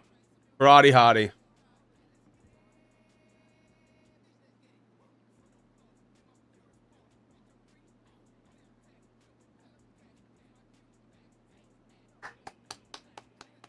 Joe and DC are crying. What an emotional moment.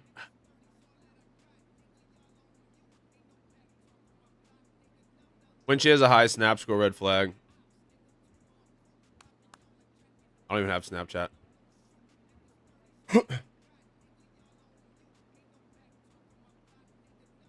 Be honest, I probably wouldn't date anyone who even has a Snapchat.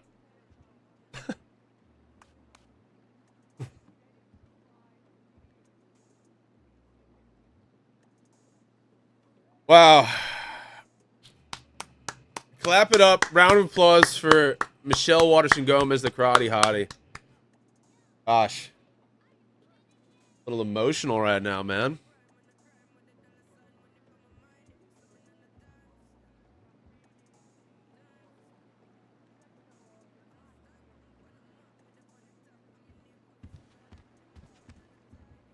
Let's have another crack at it, eh? Place your bets, folks. All bets are closed. Let's begin. There's an 11. An 11. Card for you. There's a 21. There's a 14. There's a 16. A 13. And there's a bust on the house. You've got a night of fights tonight. Excellent playing. Thanks for coming. Actually, really excited.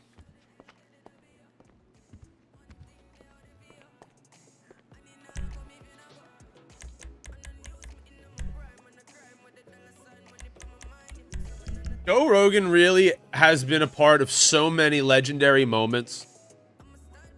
Like, Joe Rogan is fucking cool.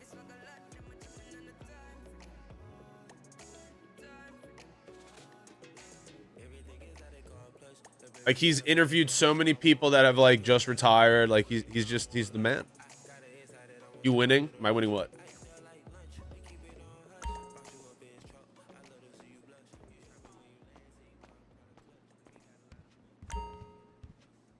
Re-upped, I see.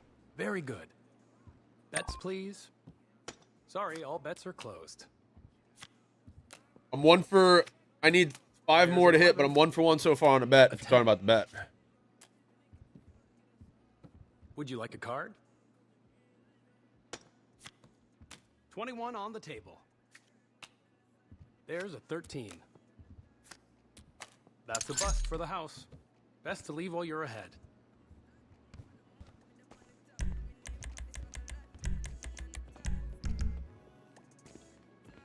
You're both wearing gold gloves? Interesting.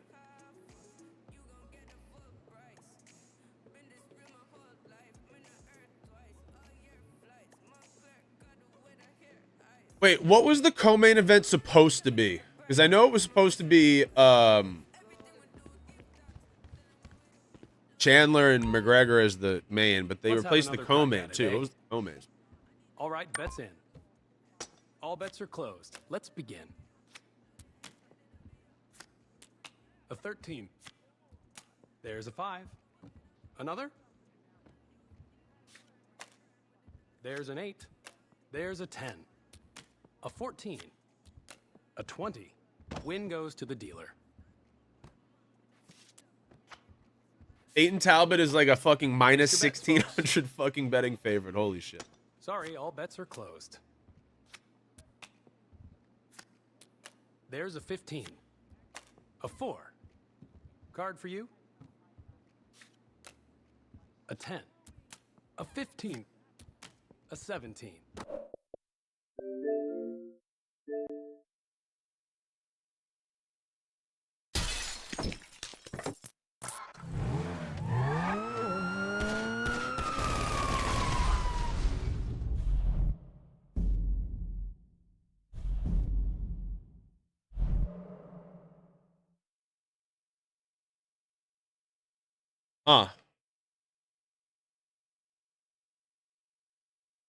I could see this fight going the distance. Let me put just like a little chicken on a distance here. On a fight goes the distance.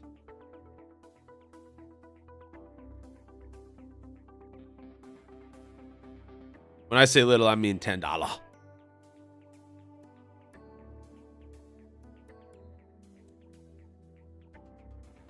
How was my location not verified? You where I'm at.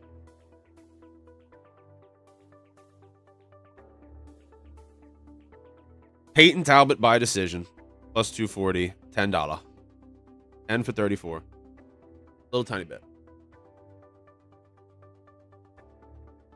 He might just beat his ass.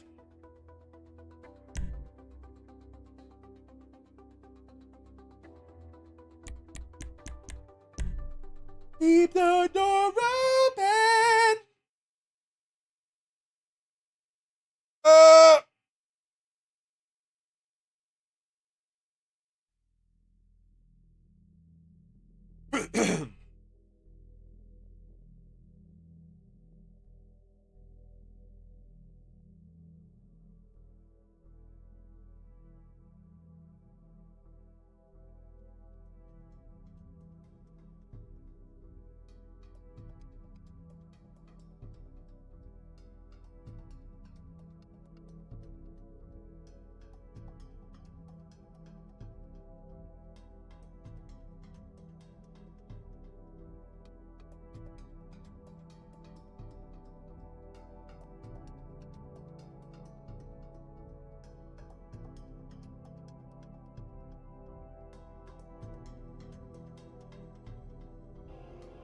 Possibly rich, sexually confused rich kid does.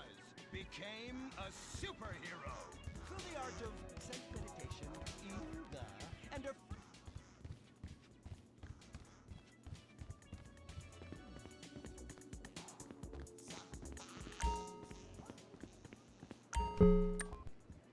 Well, hello, sir. Good. Now, time for your bets. Bets are closed now. Let's start, shall we? F150. 12. There's an 11. Card? 19. And 14.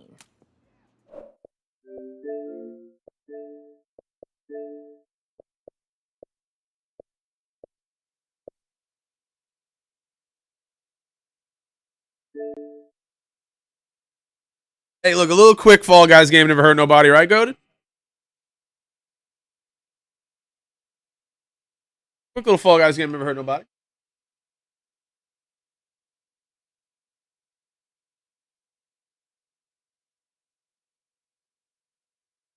Actually, hold on, let me.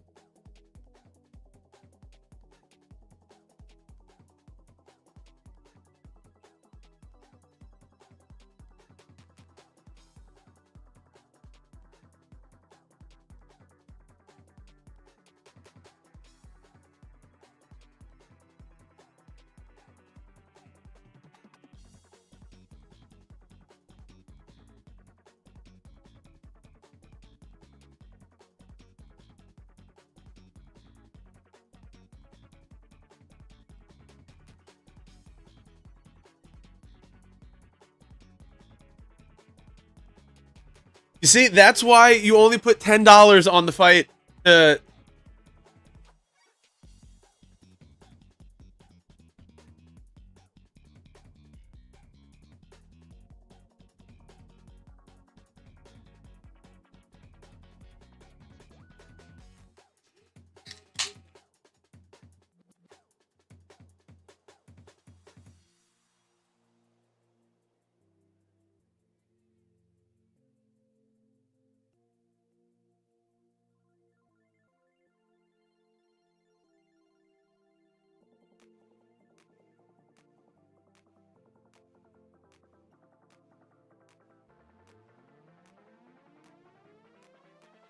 That's a bad man right there. Bad man. You're going to take a leak and lights off.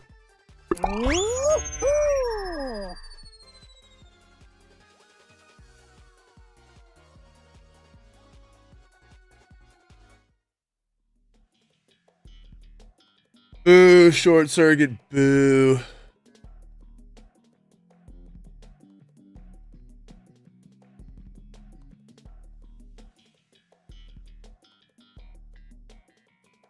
Ba, ba, yeah.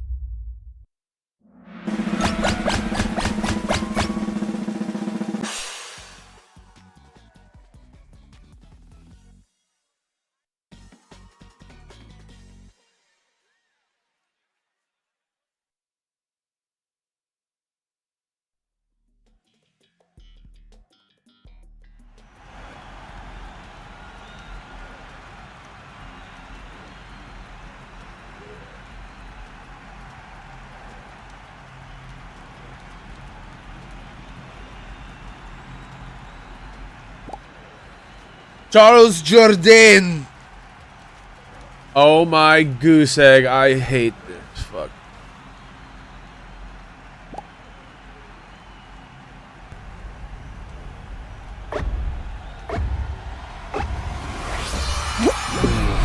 What the fuck?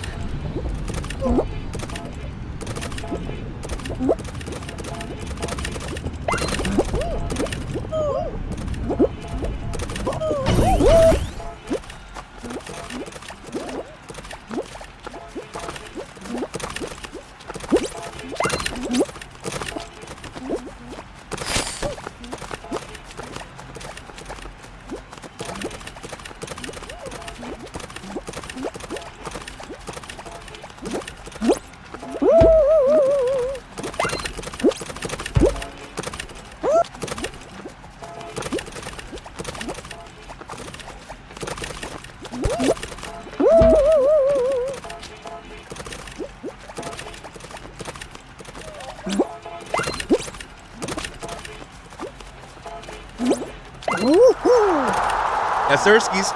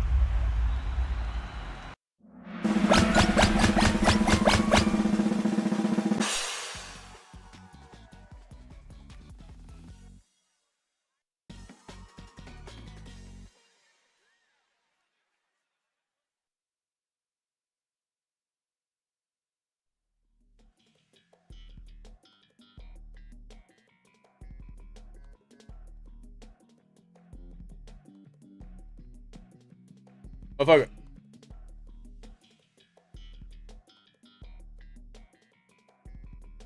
Take it. That's a better angle.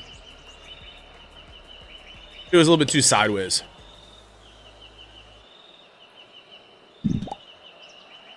A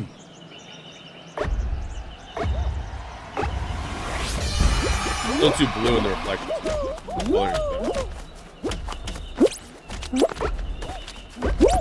There we go. Oh, excuse me.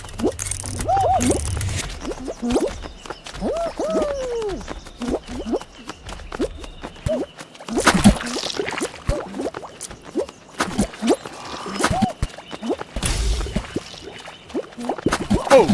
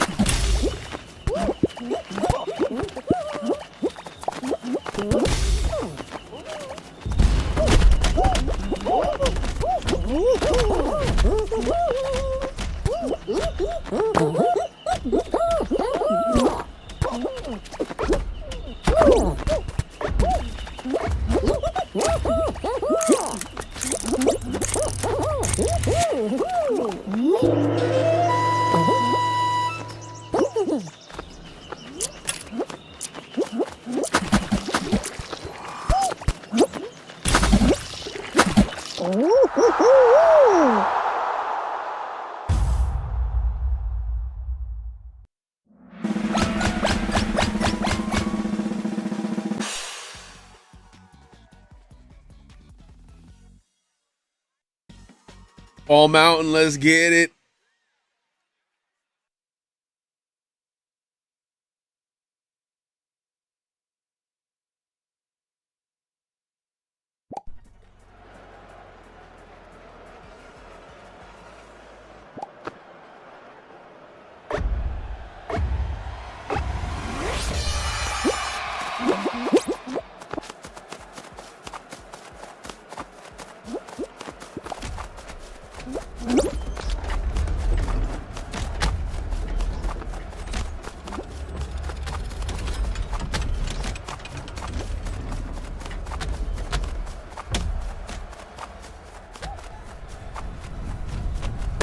Ah!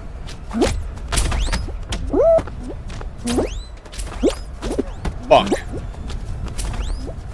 I got fucked by that ball, dude.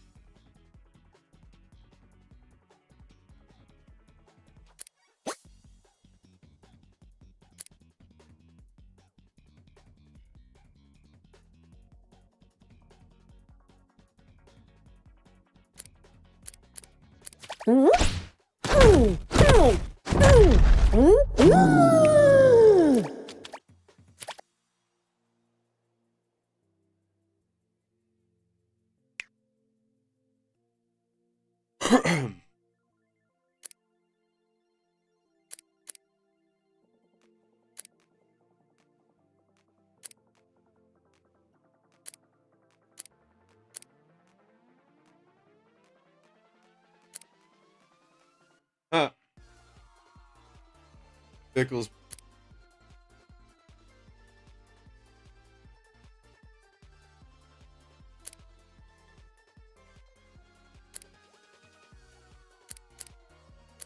O-Jam and Earl.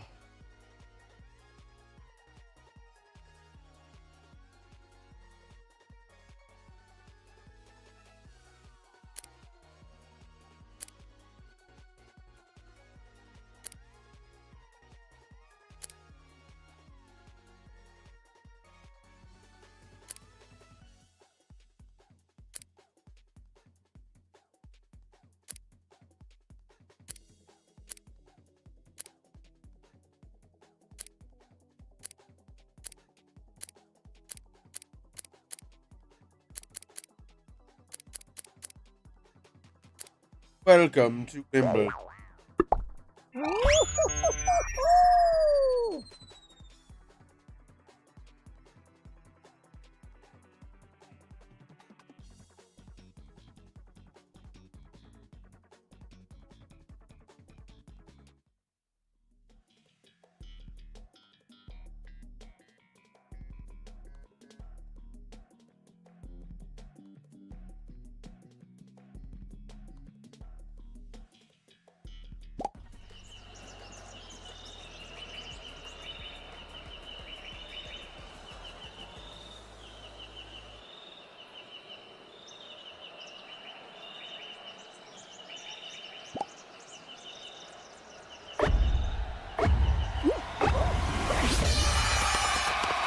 Thought I could skip.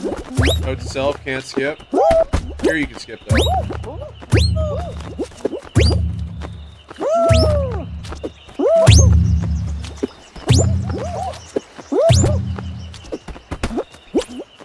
Oh, you gotta be slurping me.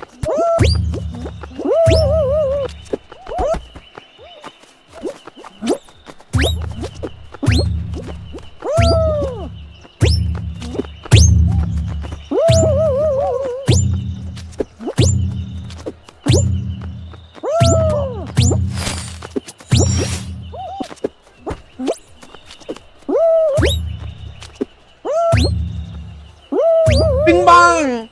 Bing bang! Bing bang ding dong!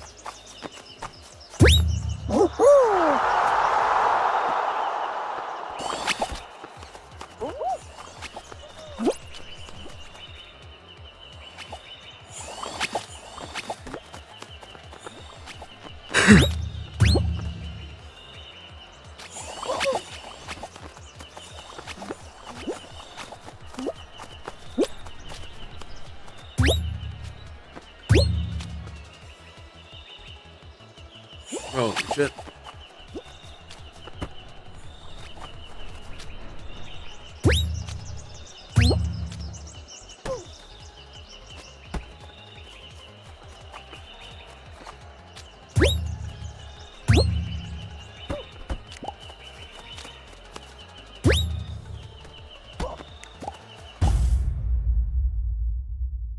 Jourdain versus Jan Silva.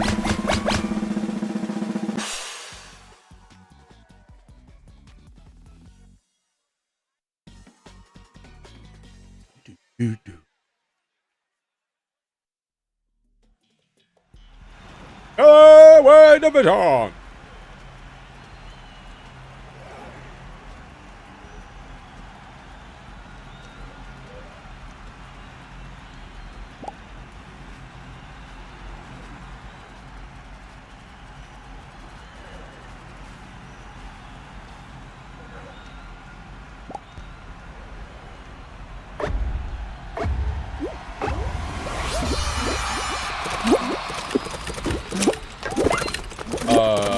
You son of a bitch. Stolen.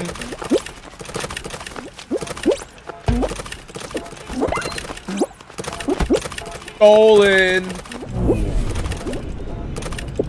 Scolded.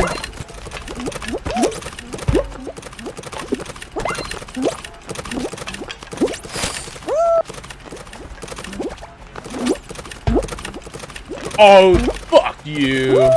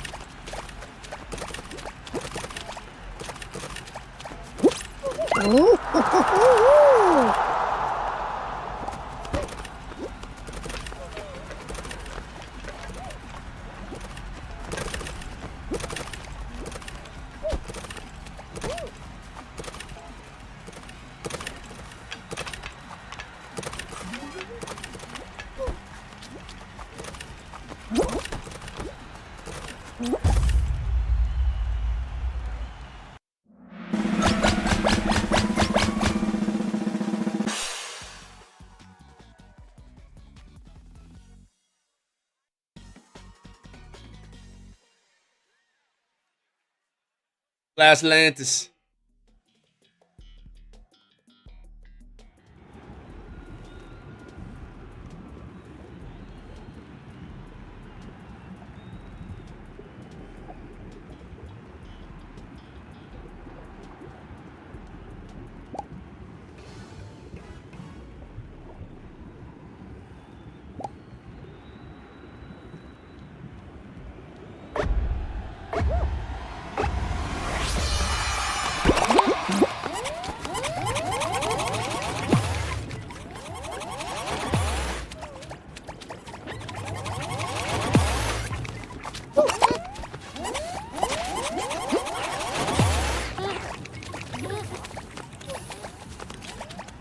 Oh, the moves like Jagger.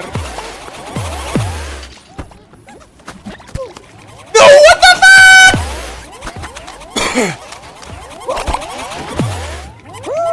How does it bounce me that way? It's not even where the fucking thing was.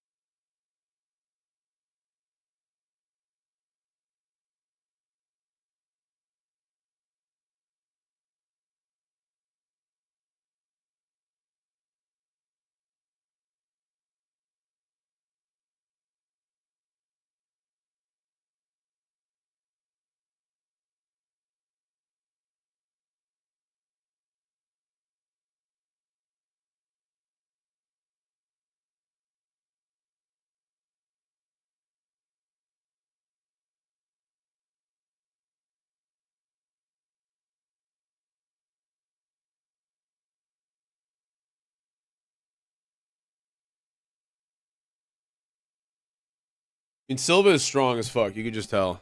He's just strong. Strong, confident.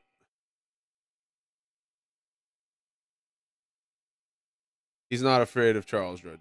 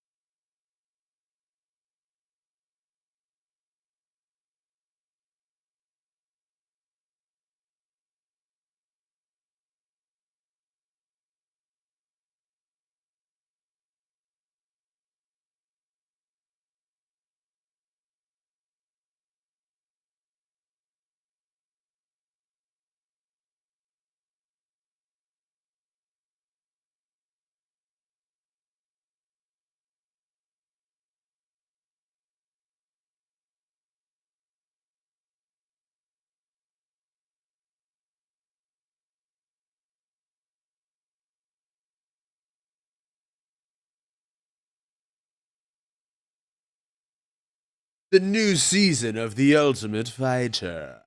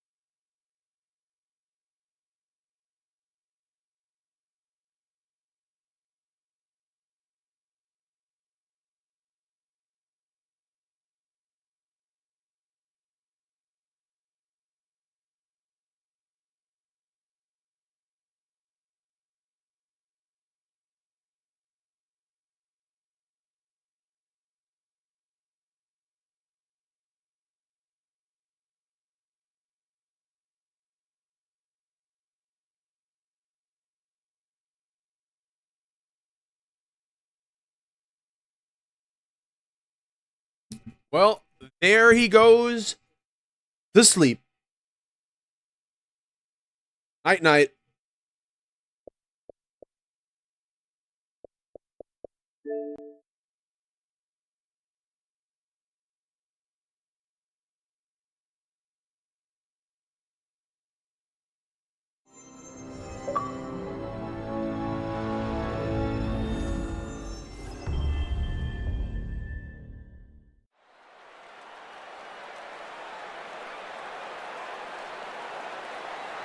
It's happened!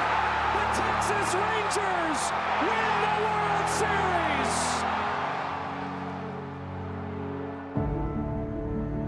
When the season ends, is baseball really over? Of course not. It's early morning practices.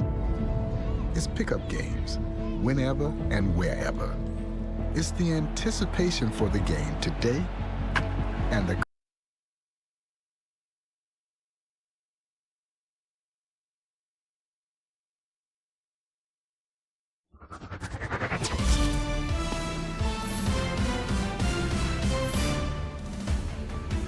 Hey, baseball fans, this is Chris Singleton, and welcome to MLB The Show.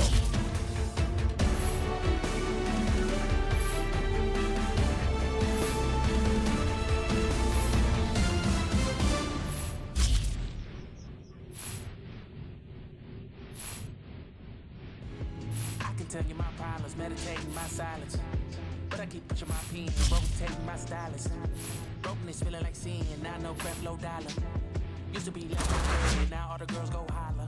Now all the girls go follow. All the fake fans gon' pile up. I need peace to borrow, get that right back tomorrow. Somehow all the fans go bravo. Smile so much to hide my sorrows. Faith is shaky in vibrato. I can't hold a frown too long. I can't stay down too long. Look, running from pain, running from strain, running from things, running from schemes. I can't hold a frown too long. I can't stay down too long. Look, running from pain, running from strain, running from things, running from schemes. Couple things I know, couple things I show, couple things I don't.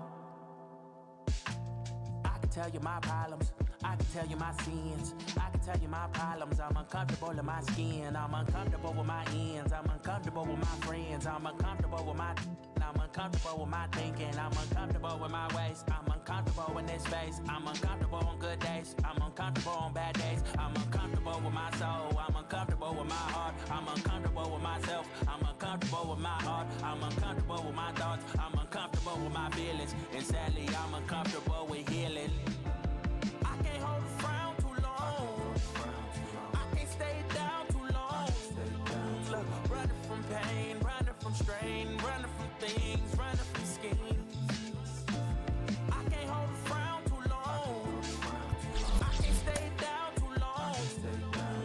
And it burns, burns, burns, the ring of fire, the ring of fire.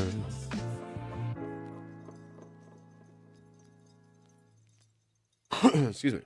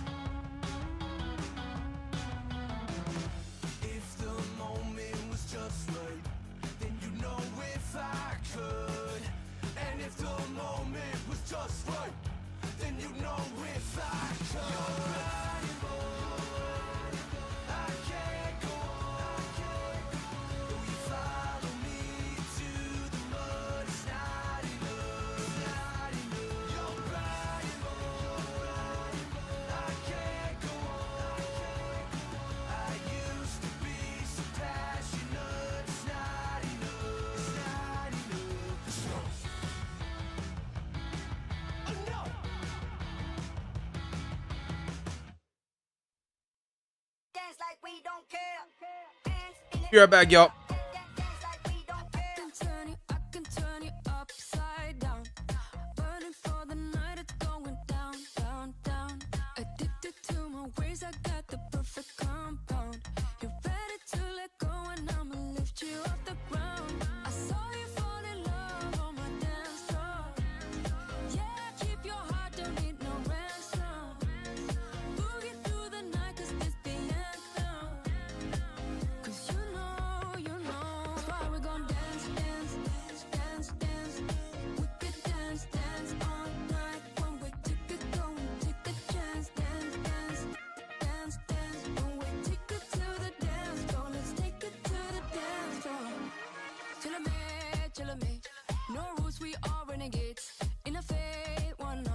Let's move like nobody's watching. Till I'm mate, till you're mate. Only one way to celebrate. Switch off, one option. Let's dance like nobody's watching. I saw you fall in love on my dance floor. Yeah, keep your heart, don't need no ransom. Boogie through the night, cause it's the anthem. Cause you know, why we gon' dance, dance, dance, dance. We could dance, dance all night. One way ticket, going, take a chance. Dance, dance, dance, dance. One way ticket to the dance floor. Let's take it to the dance floor. Dance like we don't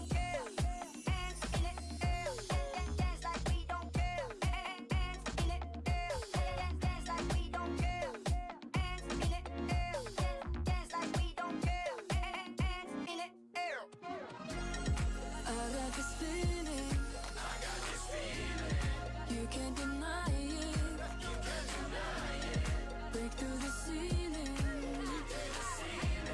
Temperatures rising. I saw you fall in love on the dance floor. Yeah, keep your heart, don't need no ransom. Boogie through the night 'cause it's the anthem. 'Cause you know, why we gon' dance, dance, dance, dance.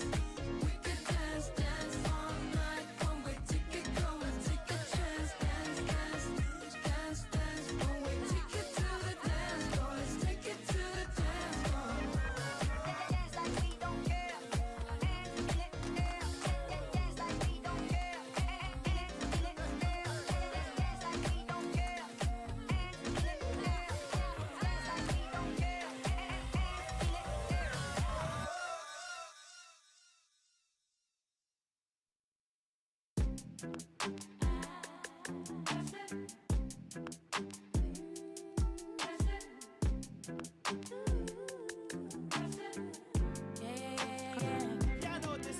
Keep your eyes on me, apply that.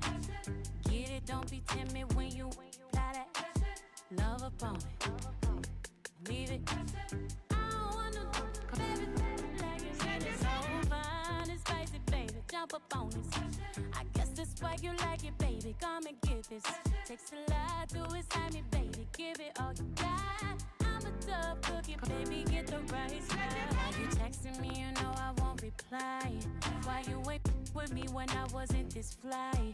Now I'm on top and now I'm riding sky. Don't need nobody, but I'll take you down tonight. And now I'm okay with being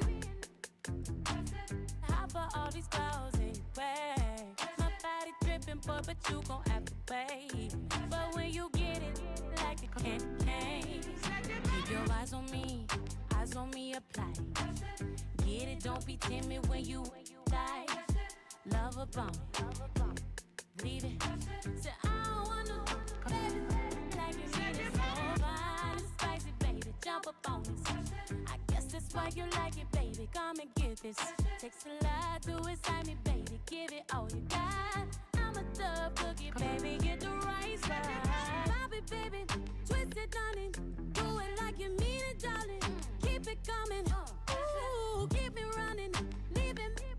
Go ahead and live in it. Pop it, baby. Twist it, darling. Do it like you mean it, darling. Keep it coming. Ooh, keep it running. Leave it. Go ahead and live in it.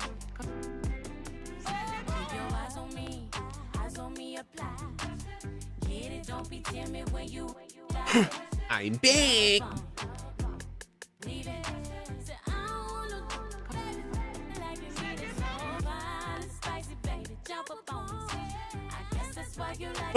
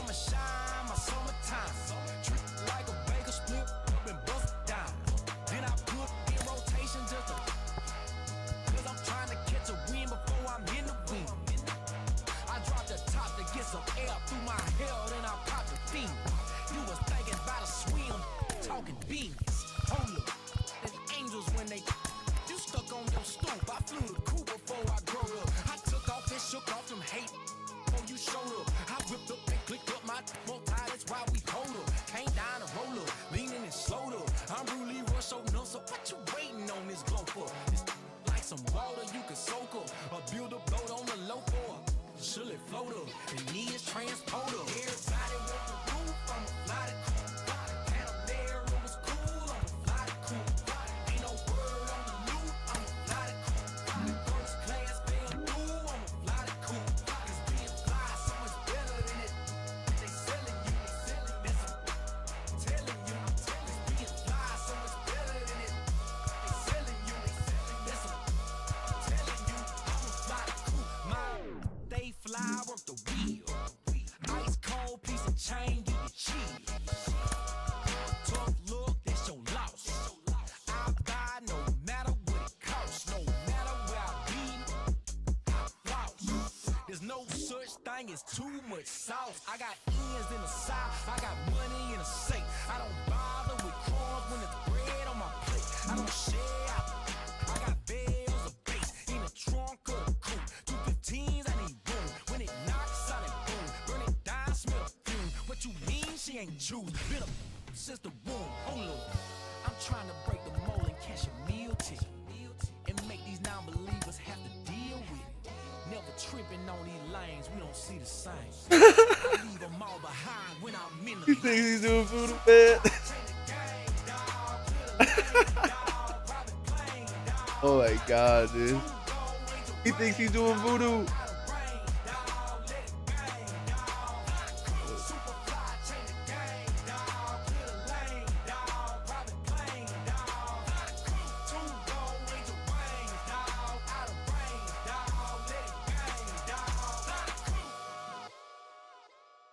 Oh, you're my angel. You're my darling angel.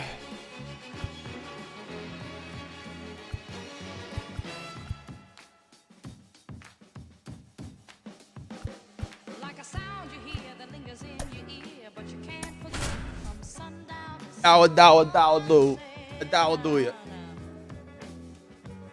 It's all in the air, you hear it everywhere. No matter what you do, it's gonna grab a hold on you.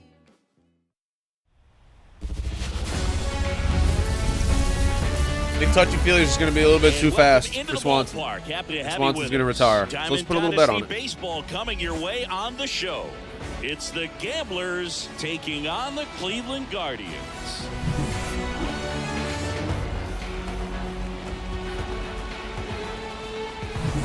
First pitch coming your way next. Ready to go? Here's Mookie Betts. For New York, the second baseman, Mookie Betts. Get down, get down, get down, get down. As he turns on the rubber, and with that good live arm delivers. Line drive, base hit. Man aboard on the leadoff single. Well, that started and ended pretty quickly. No messing around right there. Nice line drive to the pull side, netted out front, but just stayed through it nice enough and ripped it into the outfield. Digging in, Babe Ruth. And the first pitch misses for ball one.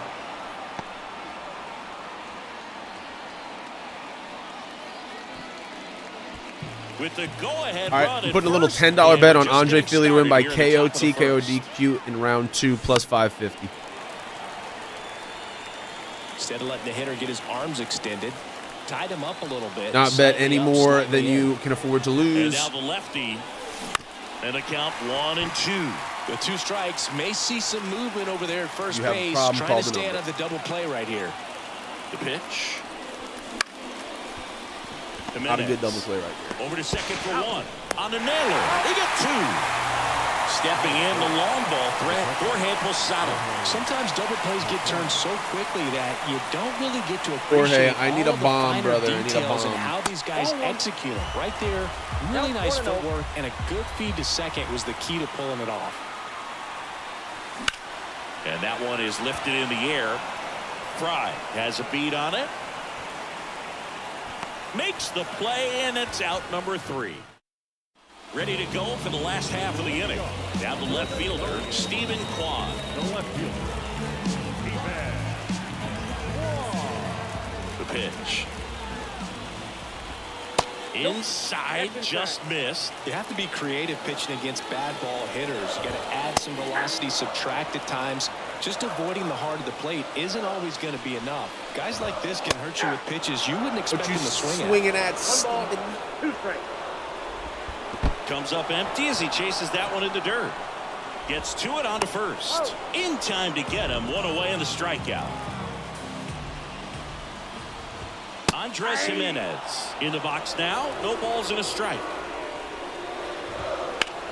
That one ripped. Nabs it. And there's Formula One at its absolute now finest. It's Jose Ramirez. Fouled off to the right. The 0-1. Fought off foul. 2 out, space is empty. Bum, ba-da-dum, bum, bum, bum. Connect on the curveball, struck him out. New inning getting started. Now it's the right fielder. Hair's Juan sitting Soto. weird. The line to kick the pitch. And that is cut on and missed. 0-1. Well, a come and get me fastball right there. He didn't look ready for the velocity. I think it'd be a mistake to throw him anything off speed right here. 0-2 is the count. And that one is lifted in the air. And that'll fall for a base hit. So a man on base to start the inning. Well, that may end up being an at-bat we go back to later on. When the new pitcher in the game, Scott Barlow. I think Cub is tough, and I think he survives round 1, and then Philly knocks him out round 2. No outs, runner at first. Here's a big power threat. Aaron Judge. In the air, out towards right center. Judge out in the play. 1 away. And now the center fielder, Ken Griffey Jr. I have to hit that 500 feet, bro. Got a little too antsy. Out front with the swing, and that is strike 1. Good pitch right there. Anytime you can get one by a bat of this caliber, especially with runners on, it's got to give you some confidence out there on the mound that you can win this battle. Kicks and fires. Up and in, and that's ball 2. Zog.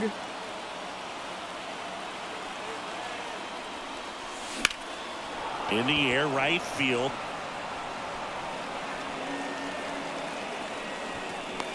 Brings it in, and there's 2 down. Now it's going to be Chipper Jones. The third baseman, Chipper Jones. Cub is quick. Cub is 40, but he's still quick. Cub looks happy too. He's smiling. I think Cub's happy that the kid's not putting a lot of pressure on him. All right.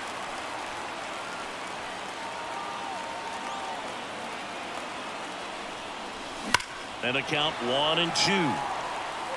All sliders so far in this at bat to get ahead in the count, and clearly shows there was a game plan in mind for how to attack him in the box. This to center field, in and to his right. Squeezes it, and that's the 3rd out.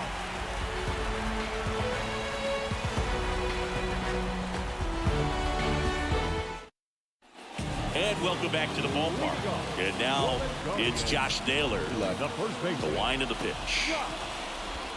There's a strike.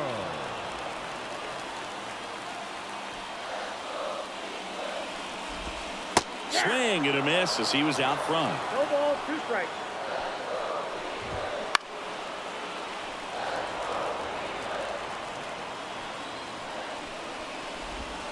Pitch misses there, and the count 1-2. Gets a piece and stays alive.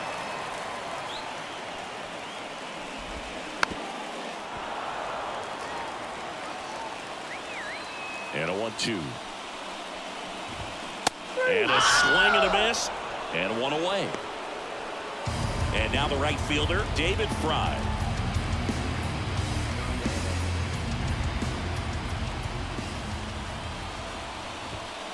And that clips the inside corner. Swing and a miss. And it's 0-2. No ball, 2 strikes. Got him swinging for the K. Couldn't hit the fastball at the knees. Will Brennan in the box here lets that one go for a ball. This lineup's going to have to find a way to make him work a little harder out there on the mound. I mean, he is just mowing them down. He's settling in. You got to make him uncomfortable. Maybe step out of the box, call timeout, do whatever it takes. And now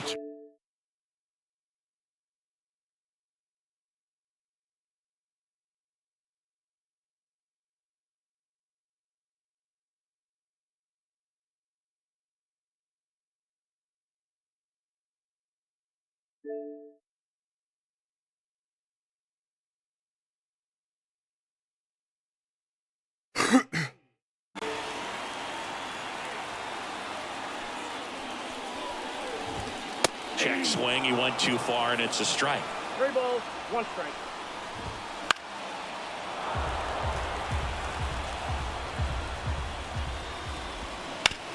And a ground ball to first, and he grabs it foul. Hits and misses. It's a strikeout.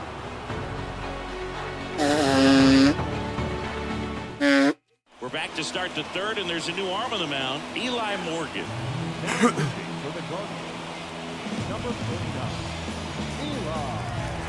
And here's the first baseman, Don Mattingly. Singy's currently the team leader in runs batted in. The pitch. Hammered on the line, base hit. So the go-ahead run is on base with a knock. Well, clearly he was ready to hit right there. He put a great swing on that ball. Took the barrel right to it. Nice extension as well. 105 exit velocity. That tells you everything you need to know about that swing. No outs. Runner at first. Now it's the shortstop, Derek Jeter. Makes the catch for the out. That swing right there tells me he's seeing the ball pretty well. I know it didn't produce a hit, but he made solid contact, and that's all you're looking to do anytime you're at the plate. Line, and that's a base hit. Lead runner touches second, headed for third. Here comes the throw. Lead runner holds at third, so 2 runners in scoring position and just 1 out. Just a clutch at bat right there. Big time swing when this team really needed it. Now that sets up a huge at bat in this ball game. And the batter now, Babe Ruth. That's hard hit in the line. And that gets down into the gap. 1 runs in. Now a second. All right, crosses round 1 the done. plate. Let's see It's if we can get a second round knockout here for the Feelinator. Tim Herron gets handed the rock out of the Looks like a fight that and that's a might go big the distance. potential run out there in second as he comes in trying to keep the deficit where it is. For the infielders, they got to be thinking about keeping the ball from getting by them into the outfield any way they can.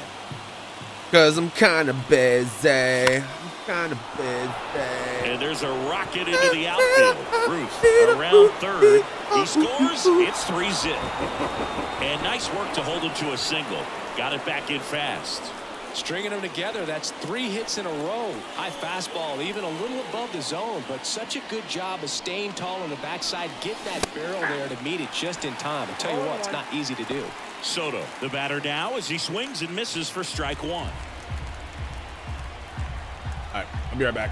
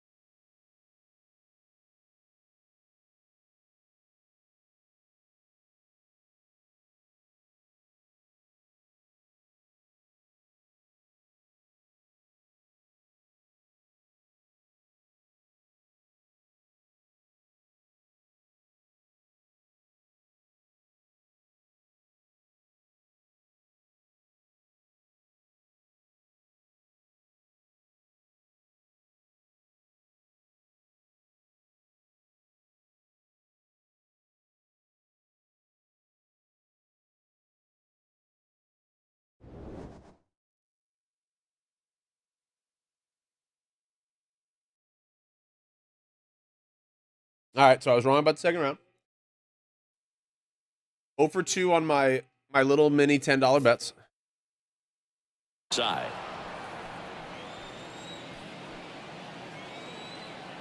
Left-hand batter waits. Swinging a foul over the screen and back out of play. At the belt and fires. And down on strikes he goes. 2 gone. And at first, here is Aaron Judge. He's 0 for 1.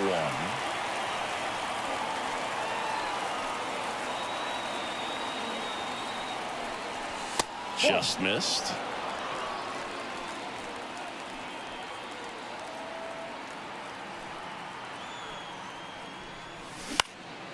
And Judge spoils that one. Posada, the runner at first with 2 gone.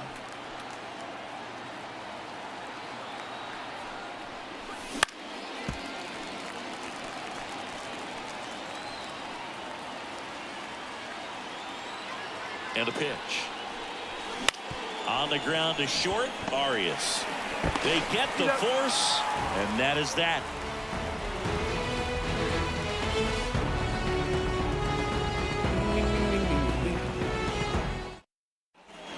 Set for the bottom of the third, stepping up for the Guardians, Gabriel Arias.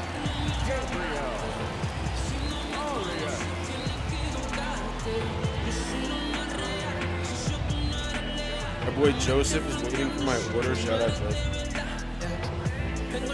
The pitch timer expired before he started his windup, so that's a ball. That must be incredibly frustrating for the pitcher, but this is all about creating more action and speeding up the game, and it's working.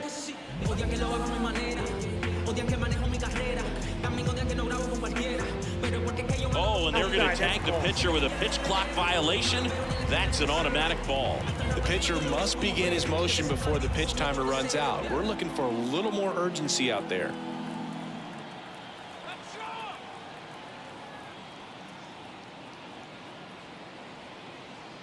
The pitch timer expired before he started his windup, so that's a ball. That must be incredibly frustrating for the pitcher, but this is all about creating more action and speeding up the game, and it's working.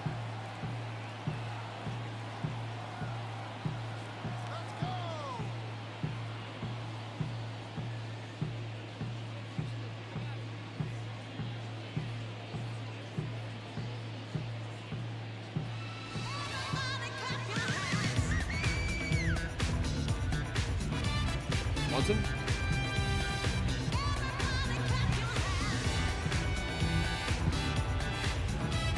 Let's see if he gives him anything to hit here. Right through there for a strike. And that's ball 4. Well, he's starting to look a little gassed to me, and we'll see if they go to the bullpen in this spot or not. George Valera in the box now as he leaves that one up high. Wouldn't chase that time. If you're going to get something going, this is the time to do it. You get the leadoff man. New arm out of the bullpen, Andrew Miller. Well, he's the guy they hope to turn to out of the pen to lock down wins. So this game has gone to plan, more or less. Let's see if he can wrap it up here. That's foul off to the right side, keeps the AB going. The Guardians trailing by 3 here in the last half of the third. And it falls.